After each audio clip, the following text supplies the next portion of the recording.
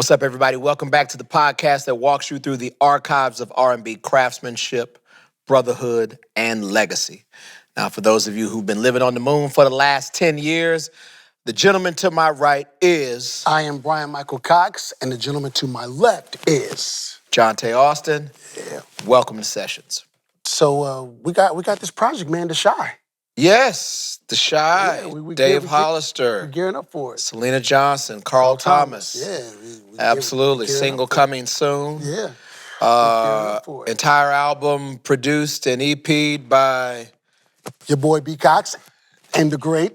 Johnta Austin. So we're super excited about this. Yeah, it's going to be a good one. We got to talk about the shirt. Yeah, we have to talk about the shirt. Okay. So you created a hashtag. I have created a hashtag.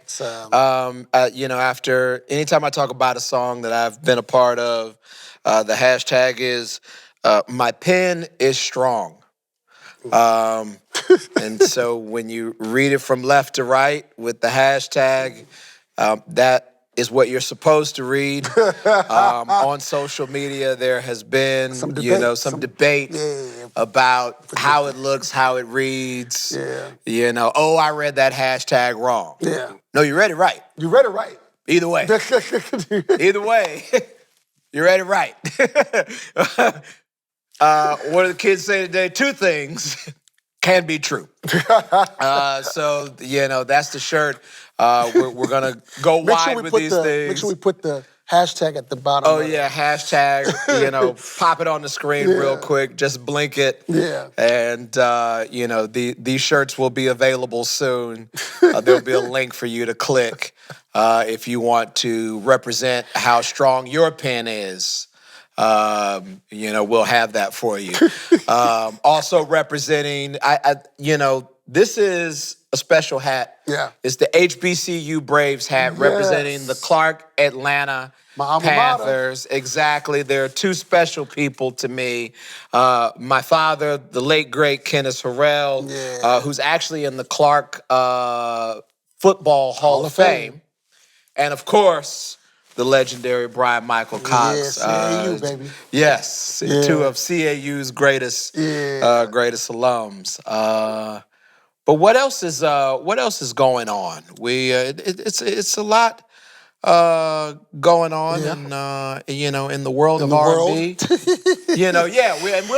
We'll keep it to the world of R&B because there is a lot going on in the world, but we'll leave other podcasts to kind of deal with that. Yeah, to deal with that. And new Bruno Mars, have you heard it? I just listened to the album like 2 days ago. And I like it. Bruno's somebody who always, I quality, like Bruno, but it's always quality, is always, strong hooks, really, really great production. You know what I mean? They take care in sonics. I enjoyed it. I enjoyed the album. Yeah, me too. It's a solid album. Always love. I think the collaboration of Bruno Mars and D Miles is one of my favorite kind of teams and collaborations. I love that they're staying consistent and really drilling that home. So they're going to have a body of work when they look back. It's going to be okay, even if it's just these, 4 albums or 5 albums. You know what I mean? They have such a solid body of work together that it's going to stand the test of time. You know what I'm saying? Yeah. And speaking of standing the test of time, there's if you haven't watched it, and we don't plug too much, but the recent Tiny Desk with Miles Can from Sinners, and Buddy Guy. Yes. We're music historians and fans, so, all across all landscapes. Yeah. I think kids, do yourself a favor. Do yourself a favor. And check that out. It's really good, and congrats to to Miles and Buddy and the whole Sinners crew. Yep. And best of luck at the Oscars. I think also too, we have to a person like Buddy Guy, who is still with us. Yes. I think that needs to be pointed out. Like, we're losing a lot of our legends, and we've lost a lot of legends over the years. It is. To have somebody who is an architect of that genre, who's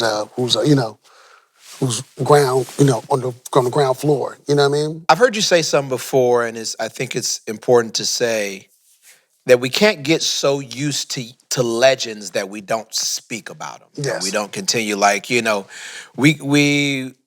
we see greatness, and sometimes the greatness lasts for so long that we get used to it, and we think that it's just a normal thing. Yeah, we take it for granted.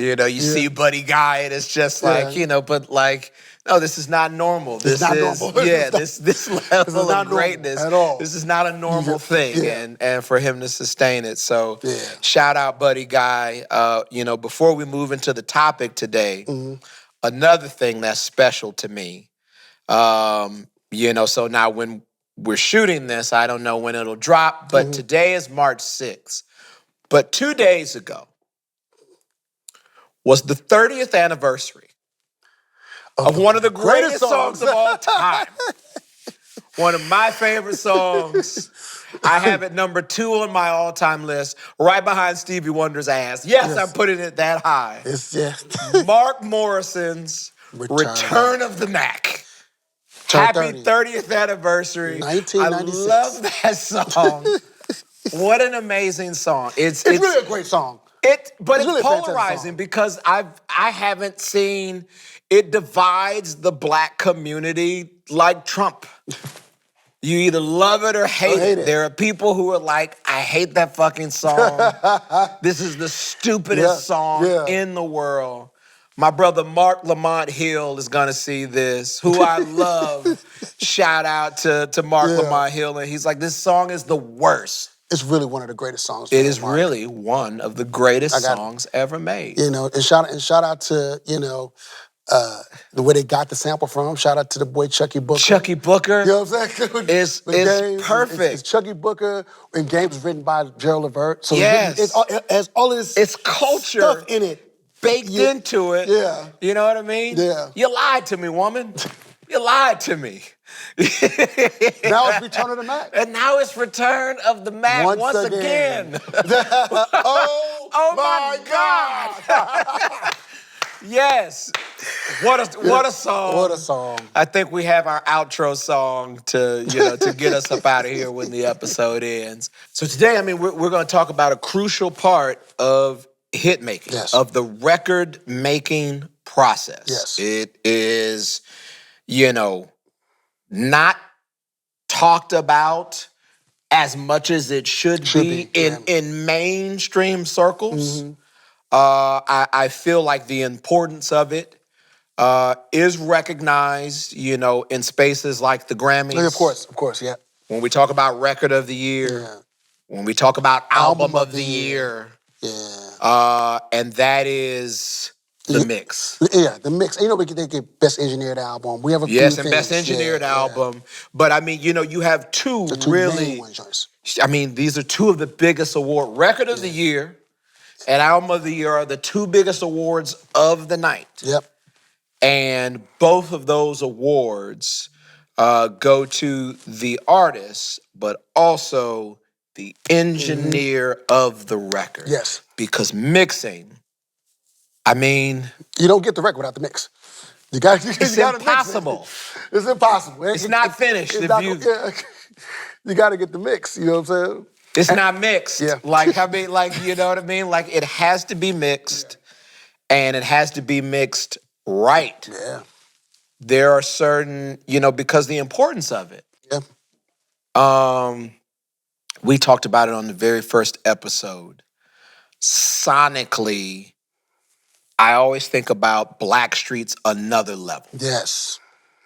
How the album sounded from top to bottom, right? Yep. Because now it's not just the importance of the mix. When we're talking about a body of work, it can't be mixed by everybody. You can't have 6 engineers on the record. It loses continuity. You know what I mean? Yeah. Yeah. You know what I mean? I agree. And so, we'll talk about some records that sound great. I'm gonna ask you, but first, you know, I gotta tease who we're gonna have on because we can't talk about a mix without having a master of his craft. Master. I mean, one of, you know, GOAT is thrown around a lot. A lot. You know what I mean? A lot. But a truly great practitioner of his craft. Everyone goes to him. The entire industry, from Beyonce to Pharrell to, yes, the two guys that you see sitting in front of you.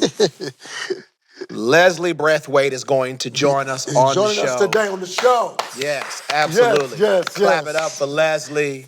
And we're going to cover the whole history, going back to Dallas Austin recording projects and even before that. DARP, ladies and gentlemen. Yeah. But, all right, so give me, what's your, favorite all-time sonically sounding record? Like, I just love the way this record sounds. Give me record, give me album.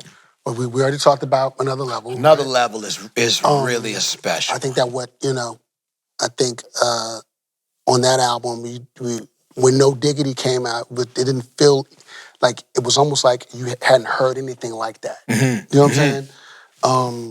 And if I'm correct, Servant mixed that. I think Servant mixed No Diggity. Yeah.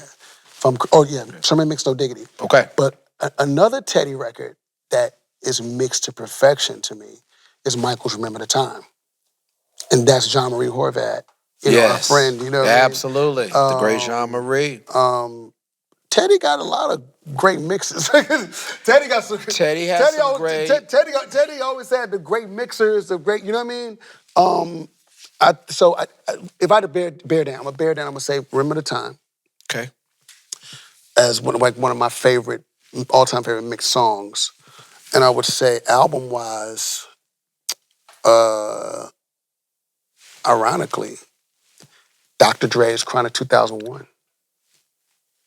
I mean, in the first Chronic. The first one was crazy too. But I'm saying, in 2001 is him at flying above everybody. You know what I mean? Like the Chronic is incredible sonically, and he could tell he put his heart and soul in it. But by the time we get to 2001, that album, he actually knows what he's doing. He's using that, because Dre's not only just the mixer, he's the producer. He's using that board like an instrument. He's using the SSL as an extension of his drum machine, of the MPC. Like he's tweaking that thing in a way that no other producer can. You know what I'm saying? So I remember just sonically, it sounds so good sonically that Interscope put out an instrumental album. This is before that kind of stuff wasn't happening. You know what I mean? Yeah. That's how good 2001 sounds. You know what I'm saying? The people wanted to just hear the beats with no vocals on it. You know what I'm saying? So for me, those are I would say Remember the Time is my favorite mixed song, and 2001 is probably my favorite mixed album. You know what I mean? Those are good ones. Those are good ones. Okay, so for me, I think the Chronic 2001 is that's like, it's crazy. Still Dre. The Watcher, Next Episode. Like all them songs, but the continuity of the album, how the beats flowed into one another, and just sonically, I remember I used to listen to that album, like obsessively listen to the album because of the mixes. Like, yo, how do you get a snare to sound like that? Why this kick is so punchy? The vocals are sitting a certain way, like you could really, really feel. Like it's like, okay, right. This dude really knows what he's doing. Yeah, you know what I mean. I said it's that one, but I tell you another one. So I love the Chronic 2001, but I think when we talk about experiences, there's another one that came after that. I think and it's a double album, and the whole experience is great. But I think the first time you listen to The Love Below, right? Yeah. The first time you listen to The Love Below, it's like, fuck, this is an experience. Like, don't touch anything. Dre was in another zone. Record for me, I'm gonna go back because this record, I think the beat stands the test of time. I think the way it sounds stands the test of, like, if it came out right now, you'd be like, what the fuck is this? Nasty Girl. Oh, yes. by Vanity. Yes. 1982, bro. Like, Prince was living in the future. Yeah, like for real, man. Prince Roger Nelson was living in a whole nother realm, bro. Like for real. It's like if you heard it right now, you'd be like, what is this record? What am I listening to right now? Today, that song today. That song sounds like the future today. Yes. Yes. Some of the song is 40 plus years old. Was that under Prince or was that under Star? That was Star, Jamie Starr. Jamie Starr. The Star Company. The Star Company. He was giving credit. He gave credit to Vanity. Written by Vanity. Was not written by Vanity. It was not written. Produced by Vanity 6. But I saw Vanity. Yeah. I'd have gave her credit too. God bless. Rest in peace. Sorry, Sister Denise. My bad. Sister Denise. But I'd have gave her publishing too. So you know, there's that. There's that. R.I.P. Prince. R.I.P. Vanity. Yes. Yeah, that was my first girl crush. With Vanity? Yeah. Hell yeah. Yeah, man. Hell yeah. Vanity was incredible. From the waters of Lake Minnetonka to Action Jackson. That's Apollonia. Oh, that's Apollonia. No, you're right. Sorry. Action Jackson. Action Jackson. Yes. Action Jackson. From The Last Dragon. She was The Last Dragon. The Last Dragon. Yeah. She had that glow. Yeah. Yeah. For sure. It's so really walk the people through of the before and after the mix. Well, I know for us, we came up in an era where the mix was heavily guarded by the producer and the mixer. You know, now I think it's a lot of just, you know, you just trust the mixer and, you know, but there's not a lot of post-production. But I remember back in the day, especially when we started, set the mix session up, I would also set up keyboards and, you know, drum machines, and we would get to it. Yeah. Like, you know, get the mix up and going. Like the phrase, getting the mix up and going, and then saying, okay, man, I want to change that kick, or I want to add this part to give it like, it was literally like a post-production session where the producer and the mix engineer are going back and forth, and the mix is dialing it in. You know what I'm saying? A great mix story is Rodney Jerkins and Jean-Marie Horvat for Say My Name. You know what I'm saying? It's a great story. Say My Name was, you know, during that era, there was England had this, you know, the sound, it was called trip hop or trip, it was something like the Craig David sound. Yeah, you know what I mean? Absolutely. And Rodney was inspired by it, and he made a record in that tone, right? And they wrote a song called Say My Name on that record, right? You know, Rodney thought it was cool, whatever. He goes to the mix, listens to it, and he hates it. They're mixing the song, and he's like, oh my God, I hate this song. I hate this track. Take all the music out. This is at the mix. Wow. Take all the music out, bring all this equipment in, we about to start from the top. And then what you hear on Say My Name is what he did at the mix. He did the whole track over at the mix. Wow. You know what I'm saying? Then it's a smash. It becomes this world, you know, this big ass record, you know what I mean? And just imagine if he just would have been like, I got paid already. You know what I'm saying? Yeah. We'll mix it, and it's trip hop. I don't really love it, but it might work. It might work in London. I got paid. Yeah. That's the care we're talking about. That's the care. Like, nah, this can't go out. This can't go out like It's this. not ready like this. Same thing with me with Nivea, Don't Mess With My Man. Yeah. And our guest, our guy Leslie, he mixed that song for me, right? We did a first mix, and I was on the fence about it. And then Jimmy Maines called me like, yo, we shooting the video. And I was like, to what version? He was like, we shooting the video to the version you turned it. I was like, oh my God, no. I don't want I don't want that version. You know what I'm saying? And literally on the spot, I said, okay, y'all shooting the video. I'm gonna redo this track right now. I redid the track right then, took it down to the video. She was like, this is the version. And then me and Leslie had to go back in and mix it over, you know what I mean? But literally, the mix is always the crucial point. To me, the mix is where it passes the test or not. And also, where you gotta be honest with yourself. Like, yo, is this really good? Is this good enough? You know? And now, how much work is my mix engineer gonna have to do to make this good? You know what I'm saying? You know? Do you think, can a mix make it a hit? Yeah. Absolutely. Absolutely. You know what I'm saying? You know, because there's some songs that are good songs, but the production is light, and you get it to the mix engineer, and the mix engineer has to make it a hit.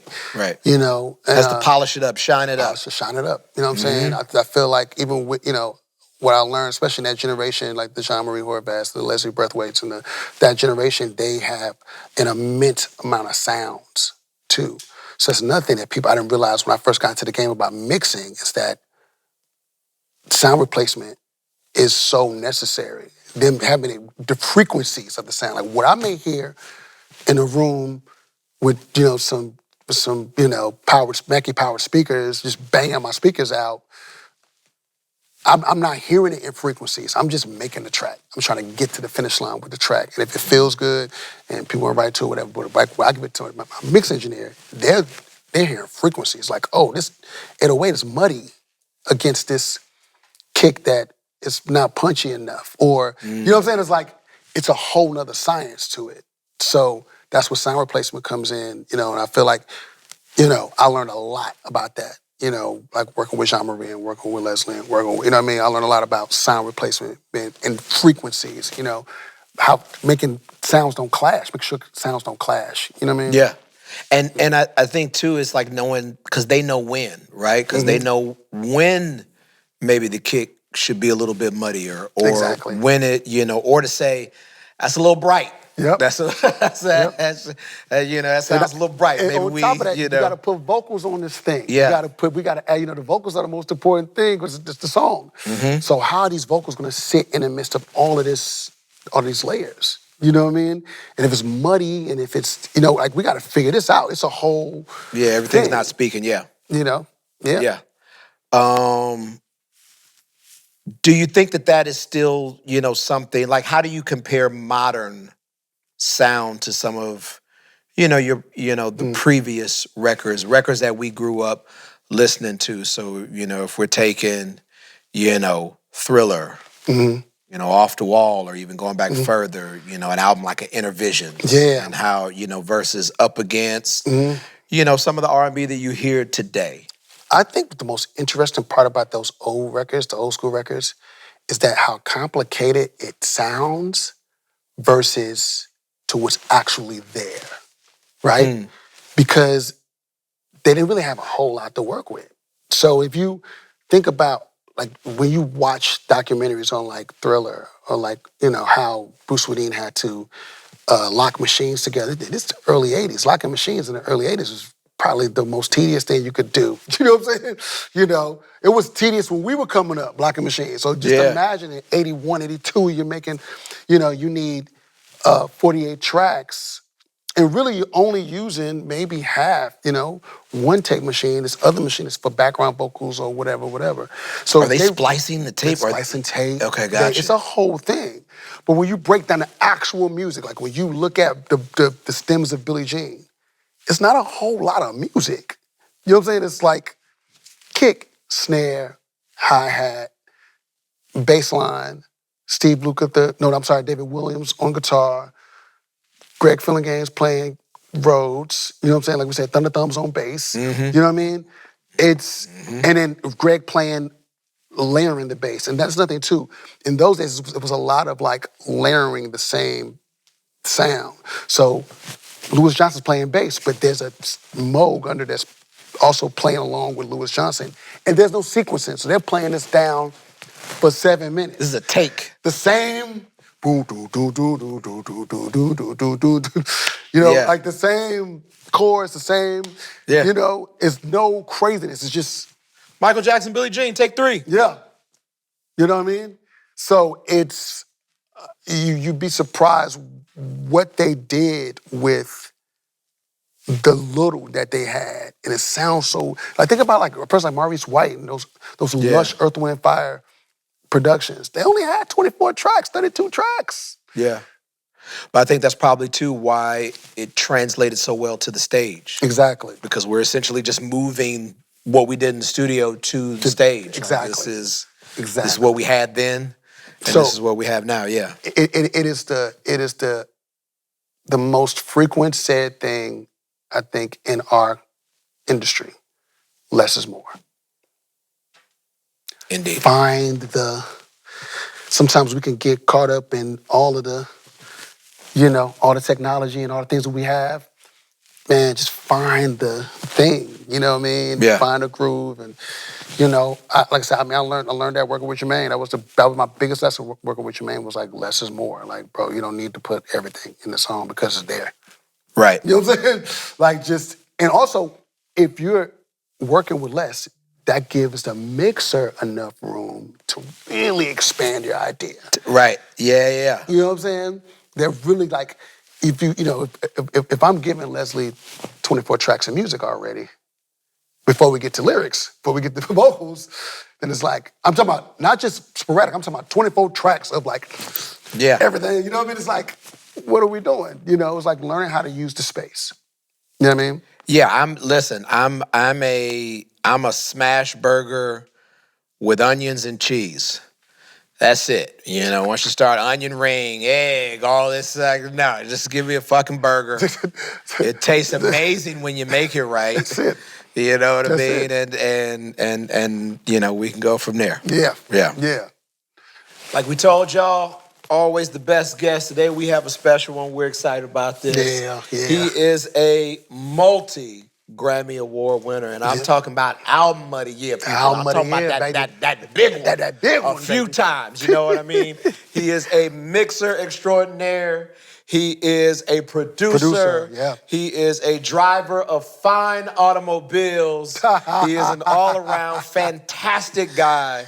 Ladies and gentlemen, Leslie Brathwaite. Yeah. Our guy. Leslie.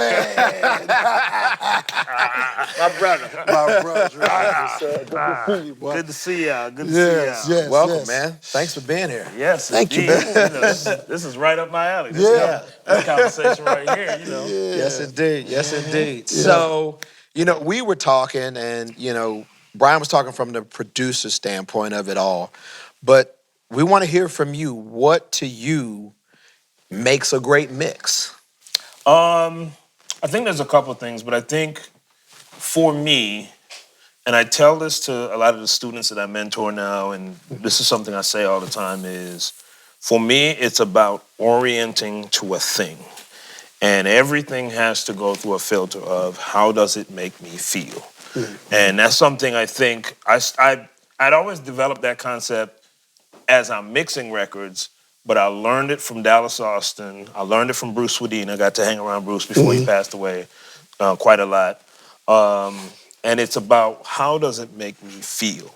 And I realized that for me, that's the important thing about what a mix is supposed to do. It's supposed to obviously bring the producer's vision to life, bring the artist's vision to life, but it's like, how does it make me feel?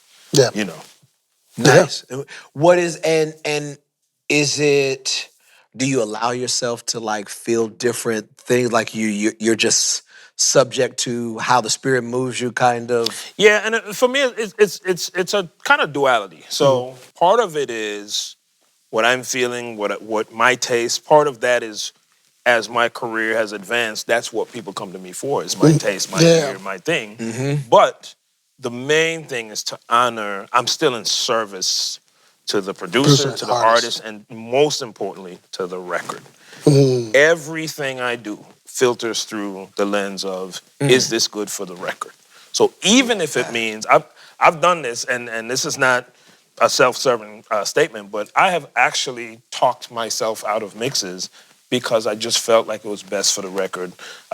We just did it the other day. Pharrell, we were talking. He sent me a record to mix for the gospel group that he has, Voices of Fire. And the rough felt so good. And I called Mike back, his engineer. I was like, let me know when we can get P on the phone, because really, what am I doing here? Yeah. Wow. This rough sounds really good, and it feels really good, and I can't stop playing the record. My wife walked in the room and was like, I really like that one. So at a certain point, it's great to make money, and it's great to do what I do, but I feel like if I always orient to integrity, God always got me. So of course, I have talked myself out of mixes a lot, where I'm like, the rough feels good. We Really? don't have to sit here and try to, because again, for me, it's always about what's best for the record, always. In service to the record. And we talk a lot about here, you know, on the show, care. Care is the word that comes up of, like, you know, whatever you do, you know, you have to do it from a place of care. Absolutely. Like, you know, and it cuts through when you have it. It cuts through when you don't. My kids will tell you, I say it to them all the time. I just said it to my daughter this morning. How you do anything is how you do everything. Absolutely. And so when you have that mindset of, it's about the care. It's about, and I always explain this up front to new clients or new artists that I work with. It's funny, I had this conversation last year with Rhapsody. Last year was my first time working with her on her last album. And we talked, Guru introduced us. He couldn't do it, but he wanted me to do it. And I started off and I said, hey, I have one rule in this working relationship. Don't apologize when you have to call back with a change, with a, hey man, let's do this over. Hey man, I need to come in and change something. Do not apologize. That is my job. It is a part of the process. I care about you walking out of here with the best mixes that you love, that you possibly can have. Absolutely. So it's that care. It's that, and that's the thing I try to also teach to the, kids that, watch me, and the mentees that watch me. And I'm like, you got to care about people and care about the product and care about the work you're doing. You have to. Absolutely. Yeah. I think, and you said something else that's good, and I think we as producers and writers should have the same mentality of, like, we are in service to something else. Yes. It's we say it all the time, like, it's, and I'll tell an artist, like, I love it, but you are the one who has to go out. Absolutely. You have to perform it. Absolutely. You know what I mean? Because also, you're going to, while you may take a lion's share of the credit if the record blows, if it don't, you're gonna take the lion's share of the blame too. Like, it's not gonna be Bryan or Johnta or Leslie. No one's gonna be like, well, it was the mix, or well, that was a bad song, or it was produced bad. They're gonna be like, this artist sucks. So you have to, how do we get you to a place where you're like, I feel good about going out? And I think the key part of that from an engineer standpoint, especially from a mixer, and I think producers feel the same way, and this is something that's really exaggerated when we work on the Beyoncé projects. We kind of work as a team. It's me, Stuart White, it's Tony Maserati. All of us work as a team. And it's the one thing we preach. We put, every time we're in a space together, we always put up a big sign. We still have the sign too. It says, no egos. No egos. So it ain't about my ego, Stuart's ego, Tony's ego, no egos. What's best for the record? Do you find that that's a lot easier said than done at times? Because you have all great people, and it's like, right? I do know my shit. No egos, but I'm right. What I've noticed is the sign really ain't for us. Got it. Okay. What I've noticed is the buy-in is already there. The sign is to make sure she's comfortable knowing what our mission is. So when she walks in and see that we're on the no egos page, she knows that when we say, hey, yeah, this honey bucking kick that you want to do, it's not working. She knows we're not telling her that because we want to have input. We really all talked about it and feel like we should go with Pharrell's version of the thing. You know, the kick you like, it ain't really hitting like that. Trust Pharrell on this one. Gotcha. Or vice versa. There's times I've had to talk him out of something. Because when you got two power dynamics, when you got Pharrell and a Beyonce, that's a, you know, usually there's always a power dynamic where you know who's making the final call. But when you got Pharrell and Beyonce, you got to kind of, that's a tough one. Navigating that. Yeah, he want the 808. She don't want the 808. How do we do this? All right, let me talk to him. You know. That in itself is a part of the job and a gift. Navigating those relationships. Psychology is huge. Psychology is huge. And it has to be authentic. I always tell people know when they're being handled. And psychology is huge. And that's, for me, that's part of the relationships. Like, my relationship with Cardi B started with, you know, Daryl from Atlantic calling me. They were in a hurry. They had just found out she was pregnant. And they brought her to Atlanta, and they were rushing to get her album done. They needed it mixed in a week. And they were like, well, we know, Leslie, you're good with, rap, girls, all the things. And as soon as she walked in the room, the first thing I asked her was, how you feeling? It wasn't about music or the mixes or what song. How are you feeling? And she looked at me and she paused, and I was like, how's your pregnancy been? Have you been sick? Da-da-da. She turned around and went in the other room. She cussed everybody out in the room. It was Craig Calvin and Lon Ray and all. She was like, I've been pregnant, and none of y'all asked me how I'm doing, and I just met him, and he asked me how I'm doing, and da-da-da. And so she was so excited that somebody cared enough to just ask her, how's your pregnancy? Doing? Like, absolutely. bump all this. You're carrying another human. Like, you're you good? Like, you know, so that was kind of our introduction. And again, and she and I aren't tight. We're not great friends, but we have a rapport that she understands, okay, this dude is a human being before he's a mixer. So it kind of sets the stage for how we work. I love that. And we're all humans first, right? Absolutely. You know, the early days. Take us to DARP, Dallas Austin Recording Projects. Man, Traybert Avenue. Well, and so there's a lot of components to the early days. I'm gonna try to keep it as succinct as possible. I ain't gonna go too far on tangents, but so there's a lot of arcs to the early days. There's DARP, and what a lot of you guys may not even know, I was also, in the beginning, I was interning at Bobby's studio at Bosstown. Oh, wow. At the same time. So I would intern in the day and go to DARP at night because both studios would be popping at different times. Wow. Bobby and Whitney were more of the daytime people. And Dallas, you know, that crowd was the nighttime. So I'd be over at Bosstown, I'd be over at DARP. But there's a 2-minute ride between the two places. Yes. So, but before we get to that, I gotta back up a little bit. When we say from the beginning, I gotta really put this part in the story of what really informed me even wanting to be a mixer, because I think that's important. So when I was a kid, my dad had an insane record collection. And him and my mom got divorced. And it's funny, the night they sat me down to tell me they were getting divorced, you know, as a, 8, 9-year-old kid, all I'm thinking about is, where the Atari gonna be? And who you taking all the records, Dad? The records, Oh man, like my heart started hurting. And they thought I was like in pain from the whole. I didn't care about nothing they had going on. All I cared about is records, man. Where the records? You take the records. How often I'm gonna get to come over there? So then he said he's gonna leave the records. I was like, cool. So I would sneak out into the living room every night, put on these gigantic headphones, and listen to records every night.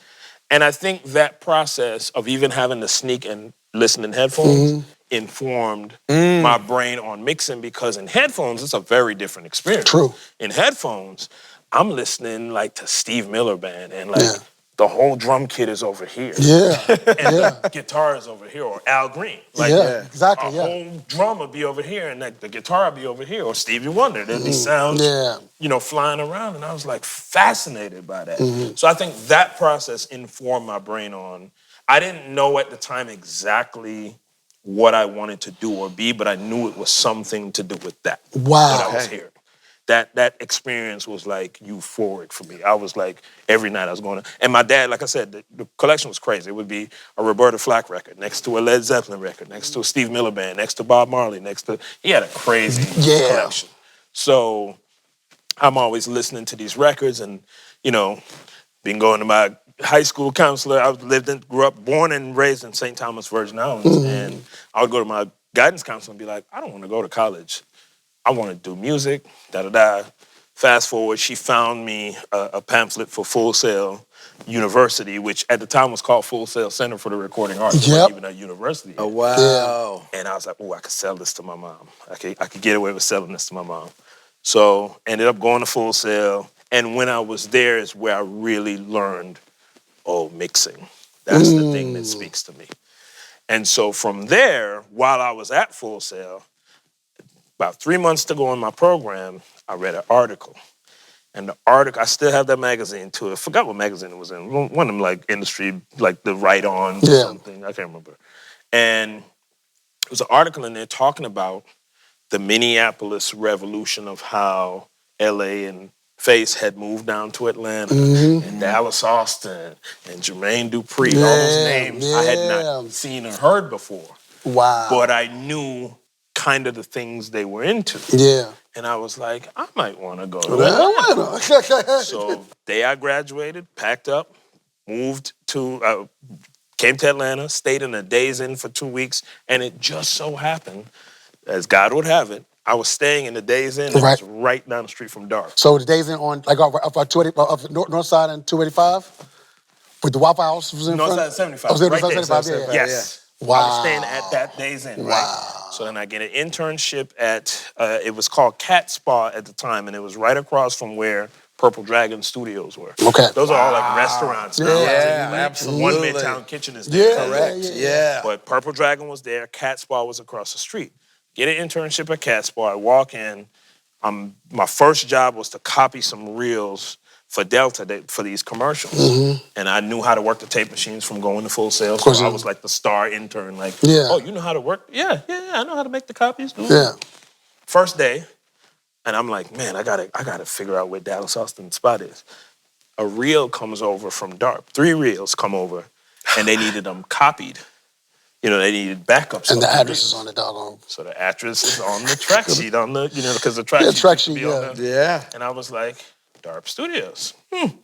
Went over to the copy machine, copied the address, 582 Traybird Avenue. Cool. On my lunch break, this is my first day, by the way. Wow. On my lunch break, I go over to DARP, and I walk in, and John Rogers, the studio manager, is sitting there. Wow. And he's fussing at somebody on the phone about the storage space, and he was going crazy, at mounting the resumes on his desk. As soon as he hangs up the phone, he was like, who are you? And I was like, you know what? If you give me the keys, I can go clean up the storage space. I want an internship, but I can go do that for you first. Handle that, get that out your way. And he looked at me and he was like, what? Wow. If you just give me the key, I got you. Took the key, went, cleaned up the storage space. Wow. Found the reels that Dallas was This looking is for. the First day, lunch break. I never went back to Cat Spa. Cleaned up the storage space, came back. And John was looking for these reels for Dallas. And it was and the crazy thing was, and Bob Marley was my favorite artist. They had sent Dallas some Bob Marley reels of Jammin' and a couple other songs because they were getting ready to do a Bob Marley remix album that they ended up doing like a couple years later. Yeah. So he couldn't find the reel, and he remembered he had it taken over to the Storage space. So I found it, cleaned up the storage space. John Rogers goes over there. He was like, bro. And that was my... Wow. That's how I got... Kids, are you listening to this? I hate to be the old guy who is like, now, gotta listen to this story because I know it's tempting to be like, I ain't clean out no fucking storage. Like, pay me, nigga. Like, but, wow. Yeah, what a story. And the point of the exchange and what I always try to highlight in that story is, and it's how I think now, is I walked into a room and I wanted to feel the need in the room. What is the need What's the in need? the room? Yeah. How can I feel the need? And that's how I've come up my entire career. When I first started off at DARP and I'm interning, I'm running around. And then I hear Dallas coming through the hall 2 days later from that day I talked about. He's walking around asking everybody and their mama for a blunt and a lighter. Anybody got some blunts? You had the Phillies blunts back then. Yeah. Anybody got some blunts? Anybody got some lighters? I didn't smoke. Next day, I showed up with a box of blunts and a whole pack of lighters in my backpack. Wow. And the minute he started to open his mouth, I'm in his face. Wow. I got the blunt and the lighter. Ready. And so then by the end of that week, I learned how to cut the blunt and roll the weed. I didn't smoke weed, still don't smoke weed, but I learned how to do all that. You so found the need. What's the need in the room? So I figured it out. I'm such a nerd too. I had a little rolling machine. Like I had a little thing where you put the Phillies blunt in, you put the weed in, put the paper in, and you it rolls, you roll it over, and then it does a little thing like almost like it's wetting a letterhead. Yeah. I had a whole little system. Wow. Like That's how I roll mine. I roll mine. You don't say. But that was the path to really getting in at DARP. Yeah. And that was my path, just feeling the need, figuring out what was needed, where I could be useful. I want Dallas and Dave Gates and all them to just want me around. Wow. That was my goal. Was Alvin Spites there in those times? Alvin was there. Alvin Spites. Alvin, I will tell you something about Alvin and Neil Pogue. They were such huge inspirations to me because you got to remember, I'm coming in this thing in 92. Yeah. So that position as an engineer or mixer was typically held by white males. Yeah. And so to see in Atlanta, that's why I was like, as soon as I saw Alvin, I was like, I knew I came to the right city. Like, you see Alvin in there, and he's commanding the ship, he's mixing X, Y, and Z. And I go over to Boston, and Neil is over there. Yeah. Neil is mixing all the stuff. And I got probably about 8 million stories about Boston and Bobby. I already know. Whitney. I already know. It was such a... There were two wild places, but they were wildly different ways. Kind of wild. Wild. Wildly different wilds. Yeah, the wild I experienced with Bobby and Whitney in the mornings or in the daytime, and then going to DARP, and it was a whole nother culture. Like, my days were wild. That's to see those two, Alvin and Neil Pogue. Yeah. I tell Neil all the time. I'm always so excited when he wins a thing, man.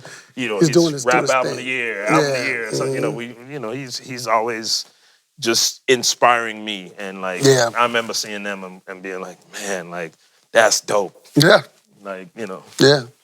And then so you like get to this point. How do you get to intern to now you're mixing on records that defined an era? Yeah. It was a two-part process. That's a two-part process. The first part leans heavily on what I described, which is following the trajectory of always being useful in a space. Correct. So for instance, I'm an intern and I'm trying to figure out, okay, what's the needs? I noticed Dallas is very impatient.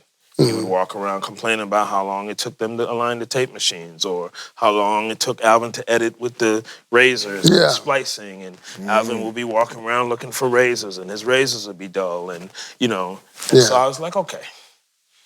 So I'm start mentally taking notes. Let me make sure I always show up with super sharp razors. I always have sharp razors by the tape machine. And then I came up with this little system to calibrate the machines faster. Okay. So tape machines, Studer tape machines, remember you had to stick a screwdriver in to turn each knob to get the meter to calibrate the tones. Yeah. You had tones on every reel. Exactly. You had to calibrate the tones. And what you would have to do is stick the screwdriver in there, turn the meter to 0. Go to track 2, turn the meter to 0. Yep. Go to track 3, and you had a tone going. Well, you got 2 tape machines. You got to do that 48 times. Yep.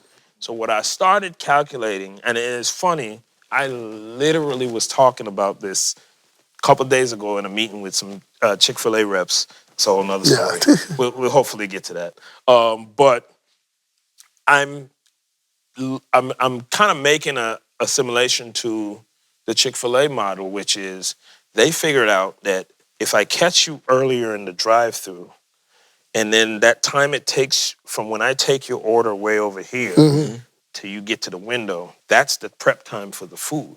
The problem with drive-thrus inherently are designed wrong, which is the person that takes your money and your order, like even when they take your order at the speaker, the person that's taking your money and the window that's delivering your food, they're so close together. It creates a backup. Yep. Chick-fil-A figured out, if I take your order way over there and take your money right there, by the time you get up here, the line moves efficiently. Their drive-through system is amazing. I mean, that's crazy. What they figured out is how to cut the time, how to trim fat. Same concept. So I'm looking at the tape machine and I'm like, instead of taking this screwdriver and going through all 48 little things, let me go buy 48 screwdrivers. and let me stick them in there, leave them in there, tape them in there, and then all you got to do is whoop, whoop, whoop, whoop, whoop. Because the time it takes you to take that screwdriver out and go to the next and figure out that little nudge. Wow. So I bought 48 screwdrivers. My tape machine was looking crazy, but I calibrated that thing easy. Wow. like lightning. And then it was other assistants calling me going, like Jamela was an assistant at the time. Yeah. She would call me and be like, hey, can you calibrate my tape machine? So then I became the tape machine calibration guy. Wow. I was an intern. Call Leslie when you want your tape machine calibrated. Wow. Because he's going to get you knocked out. And so that's what I mean. It's the, let me be good at a thing. And then it multiplied. So that when I started recording, I noticed that Dallas, back then we had cassettes. Dallas had a big thing about his cassettes being loud and bumping in the car. So I would make sure, I went out, the studio, John was too cheap too. He didn't want to buy metal cassettes. So I would buy metal cassettes. Because on a metal cassette, you can hit it harder. You can record louder on a metal cassette and it won't distort. Wow. So I would go buy the metal cassettes, I would take the hit, and whenever I make a cassette for Dallas, I would use a metal cassette. I would hit the levels really hard. When Dallas get in the car, he'd come back in and be like, yo, whoever made this cassette, they always making my cassettes. So I became the cassette guy. You see what I'm saying? I became the guy for the thing. Just the process, each situation. You got to become the guy. You got to become the person that people go, They notice the thing. And I always say, too, it's not even about just the technical things. When I was an intern, I'm going to tell you one of my happiest moments as an intern. I say this and people laugh. I was an intern. I remember Dallas and them had a ritual. Dallas, K. Wells, Dave Gates, all of them. They would come to the studio, work for a minute, go to strip clubs, go out to wherever, and then I would be at the studio. I would clean up, do all the things, because they're going to come back with a bunch of chicks, bunch of liquor, do their night thing. Dallas going to be in there doing beats. They're going to, Dave Gates and all them be out there, doing whatever. So one night Dallas came in. He walks into the bathroom, and he goes, yo, who cleaned the bathroom? It's spotless in there. I was like, yes.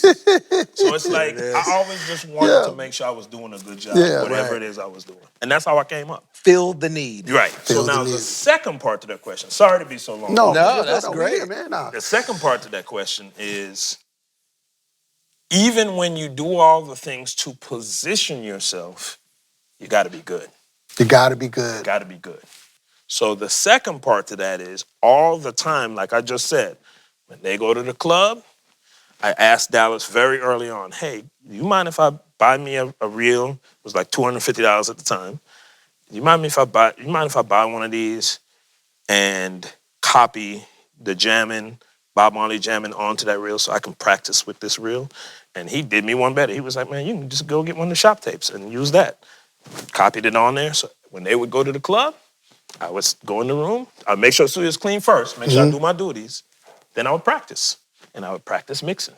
I mixed Bob Marley's jamming probably about 1 million times. Wow. So I would go in there, and it wasn't just practicing the craft, it was learning the gear. Yes. Learning how to lock up them tape machines. Yeah. Making sure I was really good at that. Making sure I understood the trick to, the Lynx machines lock up a certain way. If you start one first at 10 seconds, and you start this. So it's all those little things I'm learning. They at the club, I'm in the studio, figuring it out. Trying to get better. And then Dallas, like I said, was the most impatient person on the planet. He wanted everything now. So then I started going, as I become a mixer and as I'm learning from Darren Prindle and Alvin Spice and Neil Pogue, I have to somehow incorporate in my process how to be quick. So then that's the other thing I was practicing. How do I mix this quick? How do I not spend 8 hours on drums? How do I feel these drums out to where I can just knock them out and I can go to the next thing and go? So it was about efficiency, not compromising the quality, but learning how to be quick. Because I knew that was something that would get me far with Dallas if I knew how to be quick, if I knew how to work everything really efficiently and be quick. So it was about being good is where I came up as well. So when I had my shot, I was ready. Right. The problem is a lot of people spend time positioning and they don't get spend the shot time, and they're not ready. You got to get dope so that when the opportunity comes, you're ready. So that was the two arcs for me. Is you got to be able to hit the ball. You gotta be able to hit the ball. Absolutely. You can position, you can do everything else to get in the room, and if you're just not dope enough, it still won't translate. So it was like, I knew I had to be dope. Yeah. Damn. That's amazing. Yeah. And so like these, I mean, you've mixed some powerhouse albums. I'm talking about for decades. Eras. You know what I'm saying? Like, you know what I mean? Like so, in real life, yeah. You know, what has been your thought process, or how have you, has there been a need to change with the times, or how things go when you are talking about a TLC, an OutKast, a Bobby Brown, and Whitney Houston? Fast forward to now, a Pharrell, Cardi B, and then going, further than that, now, Tip, just Absolutely. over the course of a 30+ year career. So there's a couple of different things. There's, yes, you change with the sound. There was a specific sound in the 90s. Part of it is still relevant now. Since the 90s, and since even a little before the 90s, hip-hop influences everything. Yeah. Hip-hop influences just culture, all the things. Pop culture, not just hip-hop culture. And so understanding that, and Dallas taught me that early. I think my connecting with Dallas and being at Dallas' studio and coming up under him and being his recording engineer and then eventually his mix engineer, I learned a lot from him, which was, he would always say to me, Les, when we're mixing these TLC records, I remember him coming in specifically because my first shot was Monica, Don't Take It Personally. Yeah. Okay. He had, and this is absolutely no disrespect to these guys. Yeah. These are legends. But he had Dave Way, a few other mixers, I think John Marie, I think Mike Dean, a bunch of different people mixed that record, and they just couldn't get the mix that he wanted. And what I realized is he just wanted it to be hard. And so what I did is I put my spin on it, on the rough, where I was like, yo, it's the backseat of my Jeep sample, the LL joint. I was like, oh, that got to be thumping. They got to be knocking. And eventually Clive called Dallas and was like, Dallas, I mean, we keep spending all this money trying to mix this record. Who did the rough? The rough sounds amazing. Just get that person to finish it up and do the instrumentals. And he was like, oh, that was Leslie. He was like, please, let Leslie mix this record. So that was my first big look, was Don't Take It Personal. Yeah. But there was a concept from that I understood, or I didn't understand yet, that Dallas taught me later, which was, so after Don't Take It Personal, a couple other opportunities came, Madonna, Deborah Cox, and then we get into TLC, and Dallas said, man, Les, one thing about these mixes, man, do what you did on Monica, man. Like, and this became the mantra for the 90s sound, which is, he was like, man, mix these R&B records like they're hip-hop records. He was like, mix them hard, man. Make them drums knock. You're a hip-hop head. Mix like a hip-hop head. Put on your hip-hop brain when you mixing these. He was like, I don't care how pretty the record is, baby, whatever it is. Mix it like you about to knock somebody's head off. And that's what I took from that era, and even now. That's how I mix now.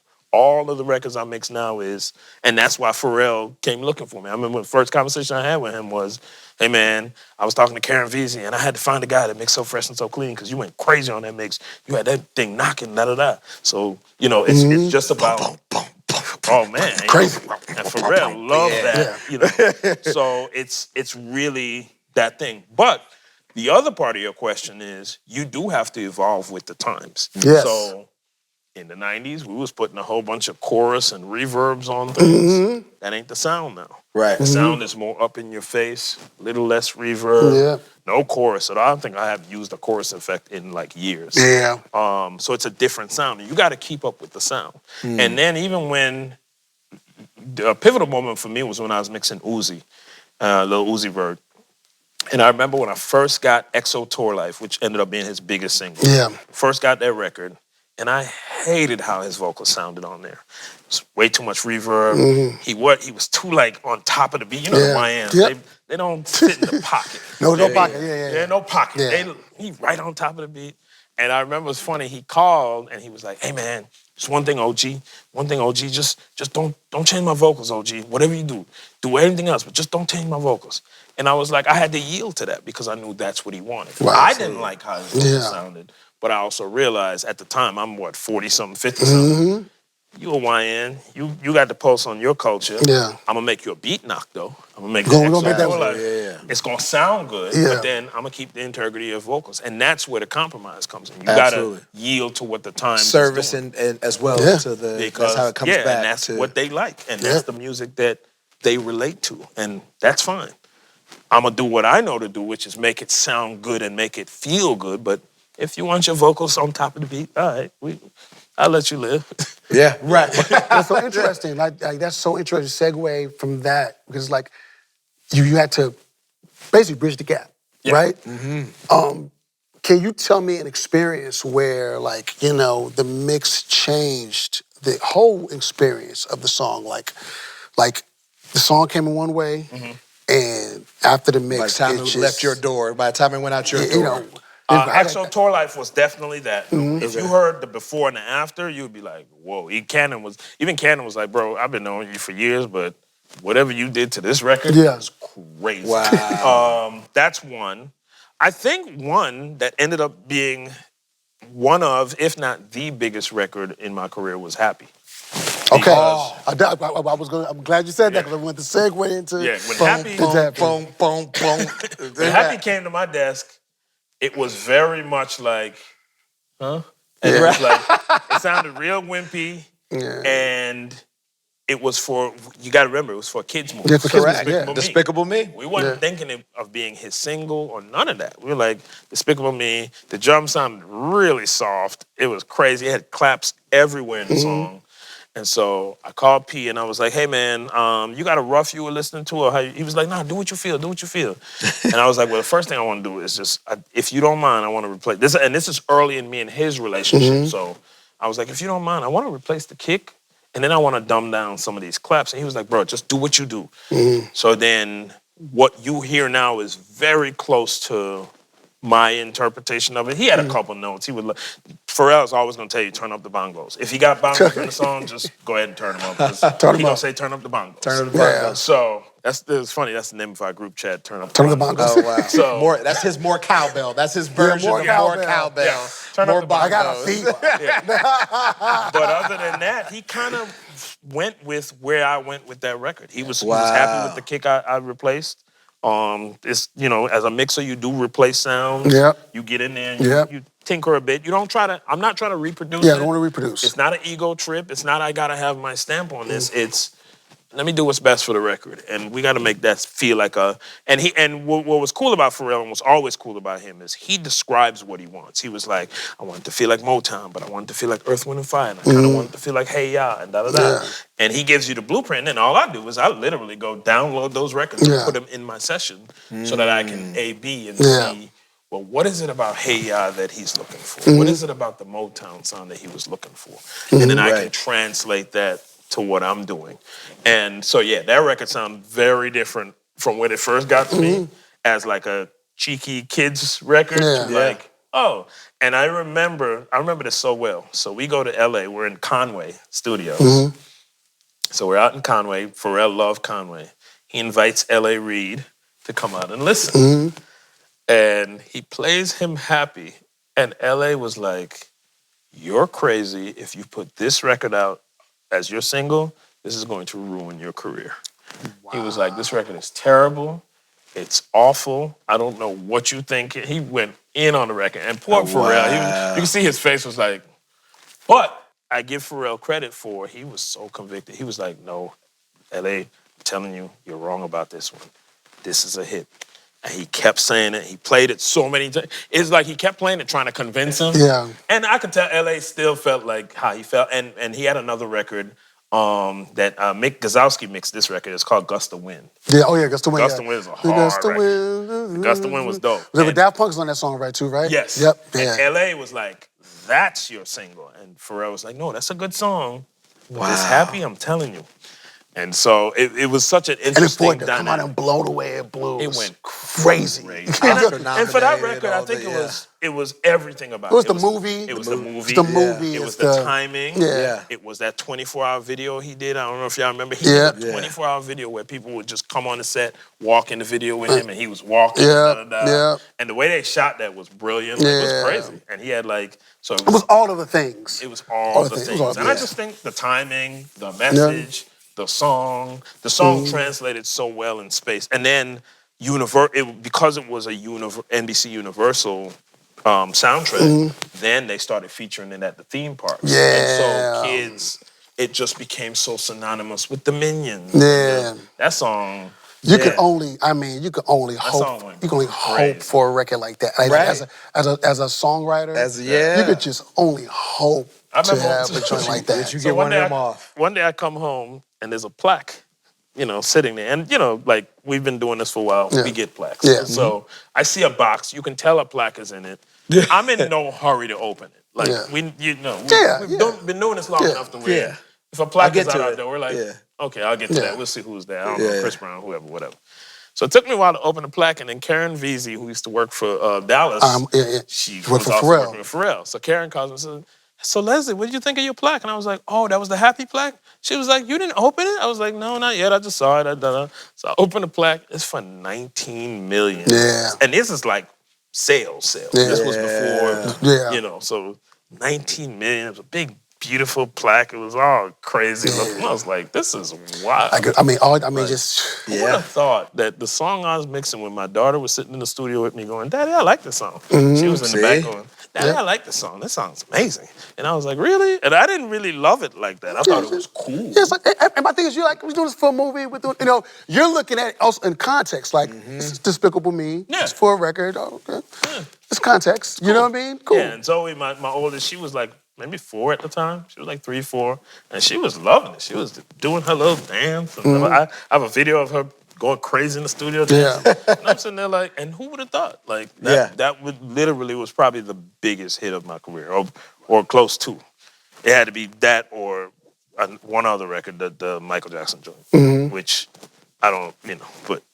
That's Michael. But Happy took on a different kind of, and I think it was also technology. So sometimes when you see things like when you see the Bad Bunny stats of it was the most watched Super Bowl, you also have to put into context that more people have TVs now. Yeah. So, and not, I'm not trying to put any shade on any numbers. It just is what it is. You do have to, so when we say things like, Drake passed Michael Jackson on a certain meter or marker, we still have to put it in context. Like, people didn't have phones back, to stream. You pass Mike on certain numbers, but you ain't passed Mike. Yeah, I mean, Michael Jackson had Mike. It's real people. It's Mike. Yeah. Right? Let's not do that. Listening to you talk about, the things that you swapped out, it made me think of something, because you are a producer. Yes. How has being a producer informed how you mix? Or it does. Great question. It does, and that's a great question. So what, for me, I think what the beautiful thing about that, and B, for sure, because you've heard my production with Nivea. Yes. That was kind of one of the things I was super excited about, just producing, What I've learned is production was a muscle for me that I needed to kind of flex, but I really love mixing. I love mixing records. I don't love producing as much as I love mixing. And so, but I still had to honor that part of me that had that desire to produce and sample sounds. And you know what's funny? Where I really got into production, true story, is, again, let's rewind, trying to fill a need with Dallas.